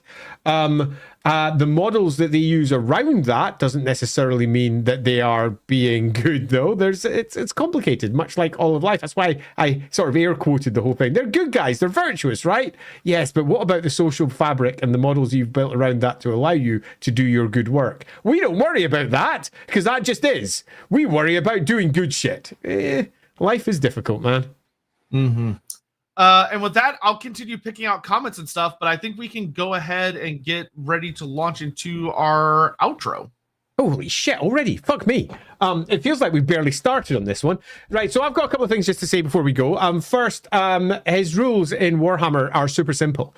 He basically has a little bit more ballistic skill. Anyone that's in his unit gets an extra ballistic skill. His rules. We didn't cover that, so we're just covering it super, super quickly. And again, this is from memory because I played him a lot. So I might have it wrong. Okay, so if I got any... All right, you just read that quickly. So okay, let's see how good my memory is. The Bowman of Bergerac, you would upgrade your regular peasant archers to be these guys. 1 point each? Yes, 1 point a model. And it was 83 points for the trio. So you got Bertrand, Hugo Le Petit, and for only 83 points. That's awesome. Only 83 points, and then 1 point extra per model. So the Bowman of Bergerac had better ballistic skill. I believe they also had better leadership than peasants. What's his leadership? 7. No, the Bowman. No, that's just standard. Okay, because Bertrand's 8, but 8. So that's leadership 1. Yeah, plus and 1. So Bertrand's big thing is that every turn he can reroll to hit with his longbow. Very nice. He's got ballistic skill 5. That means he hits on a 2+ on a D6 roll with modifiers. Yes. He also has a unique magic item, which is the Black Arrow. The Black Arrow has that dragon's tooth. Where the fuck did he get a dragon's tooth? You don't just find those. And when he fires it, basically, as long as he hits with it, it auto wounds and ignores all non-magical armor. Brilliant for taking down knights, by the way. Just saying. Yeah, it's literally a knight killer. Amazing at it. Like he is a knight sniper. You have Hugo Le Petit, who is actually surprisingly spooky because he's ballistic skill 4, strength 5, toughness 4. But his bow is so big because he's such a big man. He fires strength 5. Yes, it's like, as I recall, they describe it like firing javelins. Because his arrows are so big. I always liked him. Strength 5. That's 2+ to wound your average trooper. Always good. Yep. Then you have Gilles Legros, who is the fat monk that's running around with this big old with barrel. A stupid rule, as I recall. Yeah, it's useless. It's actually useless. An absolutely pathetic rule. Hey, here, have some drink. That'll help, won't it? No. So Gilles Legros makes your unit wasted, which gives them immune to panic, whoop-de-doo, and -1 to hit for the rest of the game. So if you're playing a Bretonnian army, typically you during this rule set, you only did panic tests when someone broke beside you. But your unit was in a wedge, an arrow shape, with often Bertrand le Brigand at the front, Hugo Petit and Guy the Gros sitting to either side, and they sat at the back just firing shots, meaning there was hardly ever anyone near them, ever. Meaning they never took panic tests anyway. And the loss that you took for drinking that, which is, if I recall correctly, you lose your extra +1 ballistic skill, i.e. you get an extra -1 to hit. For the rest of the battle. And it's also got a really weird description where it says, oh, they're only allowed to take 1 drink of it, but that's okay because it lasts for the whole battle. Why even write it then? What the fuck? You could just say, here's your special rule that you can use once per battle, but it's got a whole bit about, oh, there's only enough for 1 drink each. Oh, what does that mean? You can only take 1 drink, but it lasts for the entire battle. Bullshit. So, but from what that lets us know that whatever Gilles Gross is carrying around is some serious shit. You take totally 1 drink, you're blasted for the rest of the battle. And remember that Warhammer is a game of scale. You always start approximately 24 inches from each other, but that's meant to represent a really big distance. Each single character that you've got, well, each one of the various models you've got is meant to represent like 10, 15, 20 guys or whatever. So a unit of 15 is actually meant to represent like a unit of 200 or whatever, moving around. So scale-wise, a battle lasts for a good day or so. So that basically does you for the day. You're screwed, which amuses me. The good old Asterix magic potion, but without any of the positive effects. Without any of the positives. It's genuinely rubbish. And it was a rule that I think I have never used in battle once. It's terrible. Because it's a terrible special rule. Terrible. Now, admittedly, they're only like 83 points, so you literally didn't care. Because their cost so little. They were, as characters, super, super cheap, but which meant the shop sold fucking tons of them because everyone who played Bretonnians used them, and anyone who allied with Bretonnians went, well, they're cheap, I'll use them as well. Bertrand, awesome. Hugo Le Petit, awesome. Get that guy out of here. Get that guy out of here. So now we've covered loosely what they could do, which is, in the greater scheme of things, not that much. You'd expect to have special guerrilla rules or infiltration rules where they could stealth in and come out of a forest. Nope, they didn't do that. And I think that would be the case if we were getting them as a special character in a newer, upgraded edition. You would probably have them coming out of a forest from somewhere, doing a guerrilla attack, and then possibly if you end your movement 2 inches within a forest, you can then teleport to another forest for your move next round. Okay, so basically you're doing guerrilla attacks around the battlefield. That's fucking cool. But do they do that? They do not. And why is that? Because as we opened right at the very beginning, Bertrand le Brigand is an old character from an old edition of Warhammer, 5th edition. And whilst he wasn't ported into 6th, his influence has been marked all the way through into the current modern roleplay game. He's a character that still is out there doing his thing, but not really hitting any of the games currently, and is generally heard as a whisper on the edge. He is, as we said right at the very beginning, Warhammer's Robin Hood type figure. But through the course of this stream, we have highlighted that the story that he has currently, because it's a 5th edition story, where often they played fast and loose with things that nowadays you have to question and go, well, how did they get that with things like dragon's teeth? They're not just lying around nowadays. The older Hero Hammer version of Warhammer, you tended to find that magic items just flew around all over the place. But back in our more modern version of Warhammer, you're left going, well, how did he get this? Through the course of this stream, we've shown that not only does Bertrand le Brigand represent something in Bretonnia that is very rarely examined, which is peasants and their potential uprisings and their mistreatment, because many peasants are mistreated in Bretonnia. They are basically serfs. In many parts of Bretonnia, they are effectively slaves. They are there to do one thing only, which is whatever they're told to do to best support their local nobles, so the local nobles can then protect them and Bretonnia as a whole. So we've got ourselves a different angle with this character. We're discussing peasants and peasant uprisings, which is something that I think does speak to a different type of Bretonnia than we generally get from most of the books that we have on offer. And I think makes this character uniquely interesting for potentially taking further. When we get a revision of this character at a later date, what do we do with Fantasy Robin Hood and the guerrilla tactics that they have for effectively persecuting those who persecute the peasants So basically, a character who attacks Bretonnians. What do we do with this? Now, we've already pitched a couple of ideas through the course of this stream. We could, for example, say that this is a character who's being supported by Chaos without being a Chaos character, because he represents a destabilization of Bretonnian society, something that Chaos very much wishes to occur so that they can best take it down at a later date. So it could be that. Alternatively, you could take a route where it's nothing to do with Chaos, and in fact, it's the royal line of Mousillon, the Duke or one of the other important nobles, their ancestors are influencing Bertrand, Brigand, and his band to effectively take revenge upon Bretonnia. And we pitched a story where the unnamed maid Marion alike could potentially be the one that's responsible for that. And the entire thing is basically grooming Bertrand and his band to help destabilize Bretonnia, and then possibly even with her story, her realizing that she is arguably in the wrong. And that is also potentially interesting. Another route would be Bertrand is in fact going to ultimately fall to Chaos.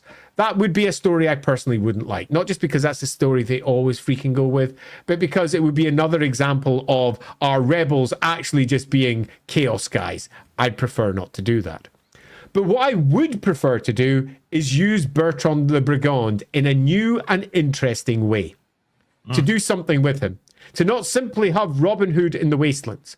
Now, they've already taken that story on to a degree with some of the roleplay books, with the Hermalt, and exactly what they're doing with their faceless, shadowy figures. And there's also that potential interpretation that they're all part of the same network with Bertrand, and they are all part of potentially a lady-facing group as well, who are not heretics against the lady, no matter how much they may have sacked one of the Grail chapels.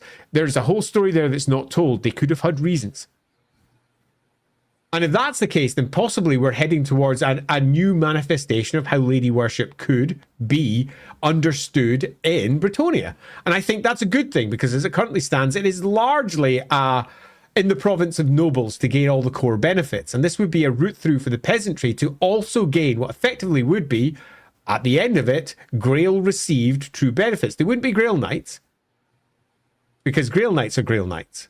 But they would be those who had managed to, through their good deeds, heavy quotation marks, yet again for the word good, through their good deeds, to be of note to the lady, and for the lady to appear to them and say, you are what makes Bretonnia strong.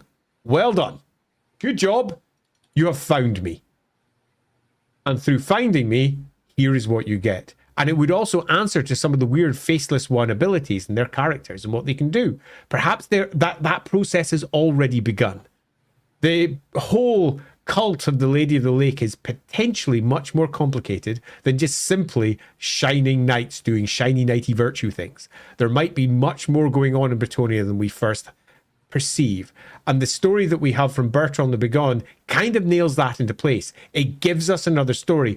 All of the building blocks are there. If you like your Lego, you've already given the full set and the instructions. You just have to build it. And at the moment, nobody has built it. What they have is a Lego set and instructions that clearly make for an interesting, complicated, and potentially divisive Bretonnia.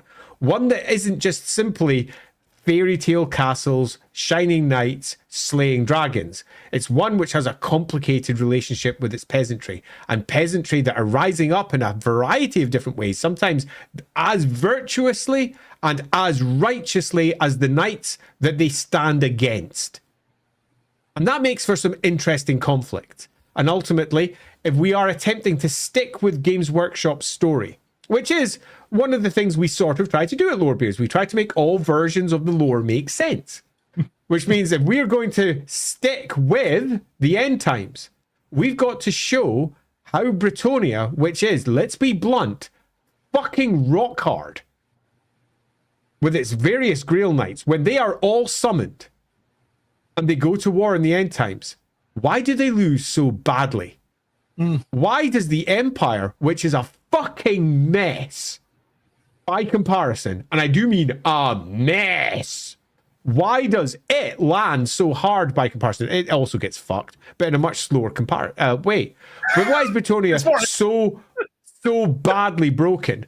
And one of the jobs that we would have to do if we were making it all make sense would be incumbent upon us to look at it and say, let's build good, strong stories for why Bretonia broke early. And the obvious answer is because it's attacked. And how does that attack manifest? And one of the obvious ways to do that is it attacks itself. The very virtues that they stand for are the weakness that stands before them because they refuse to back down from what they believe is right. And when on one side, the merry men, the Herimo, the faceless ones, whatever, are virtuously claiming that they're in the right, and when the knights and the nobles on the other side are virtuously claiming they're in the right, and they're attacking each other all over the place, when that's happening, it's a lot easier for Mousillon to turn bad fast. It's a lot easier for chaos to slip in. It's a lot easier for the end times to look like a realistic outcome for what Bretonia could be. So my conclusion for this one is Bertrand the Brigand breaks Bretonia because I want to alliterate, because he's of the Bowmen of Bergerac. Bertrand the Brigand and the Bowmen of Bergerac break Bretonia. They are, by being perfect Robin Hood-like figures, ultimately responsible for shattering the fabric of Bretonia in one way or another. And I think we have a beautiful character for doing it. And you might say, well, that sucks. Yeah, well, that's what they get for ditching the character, isn't it? We get to do whatever we want with it. There we go. What do you think of that one, eh? I think there's a lot of things you could work with there, and hopefully this gives y'all the ammo to imagine what you want Bertrand to be, because he's pretty open. It's an open concept. My only request when you're doing this is make sure that it involves the letter B. It's like Sesame Street. Try to today's letter is the letter B. And the number 3, because apparently there's only 3 merry men named. Badly, so you're getting the idea. See, you get the idea, Singemeister.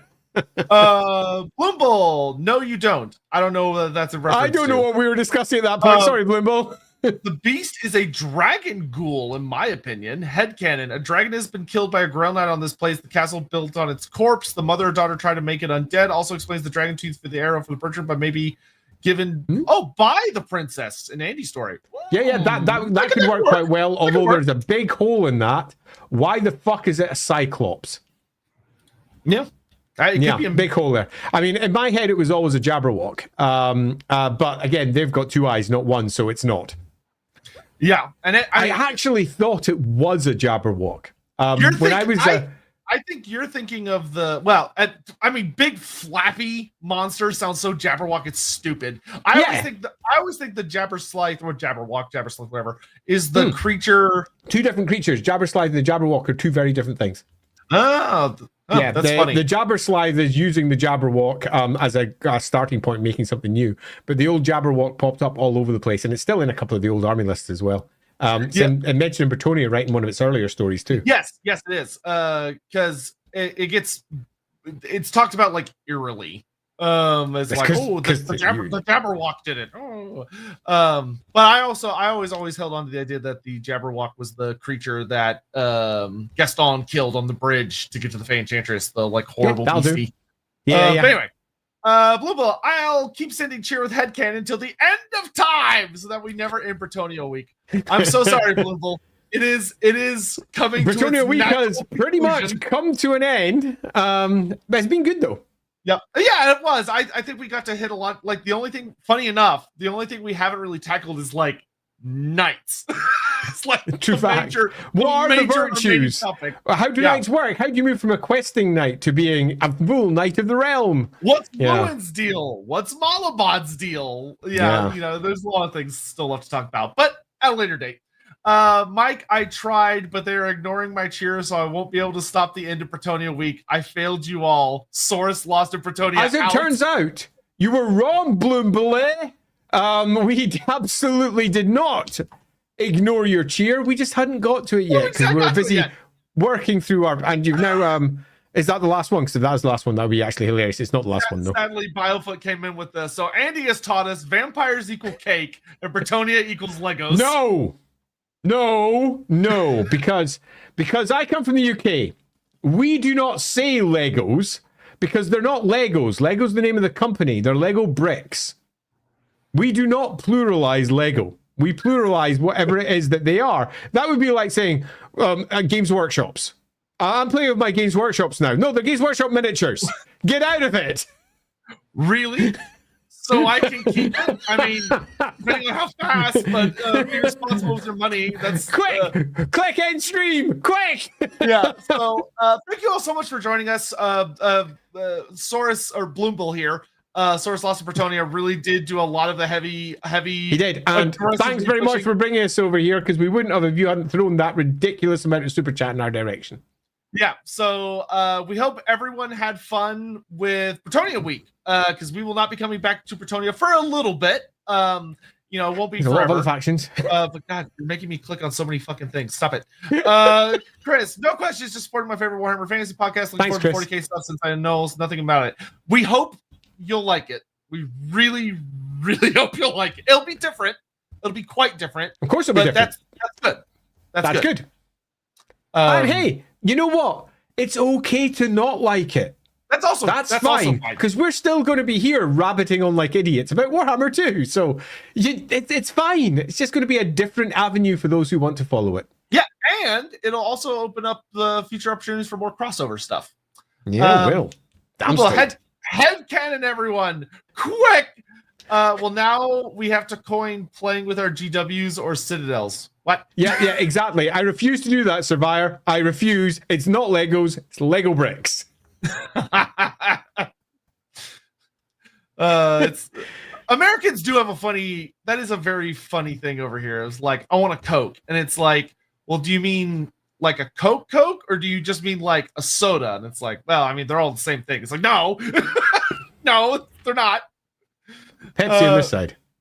Pepsi. The most famous phrase you will always hear in every diner in America.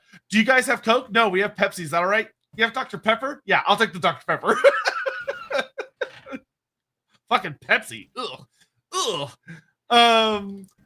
Mechanical Bees, I just got my DNA test and I'm 17% Scottish. Rate my headcanon. I am now Andy's distant cousin.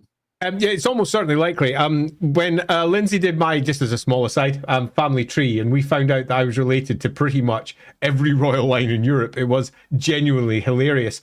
I am a mixture of Scottish, English, Scandinavian, French, Constantinopolian. That's not how you say it.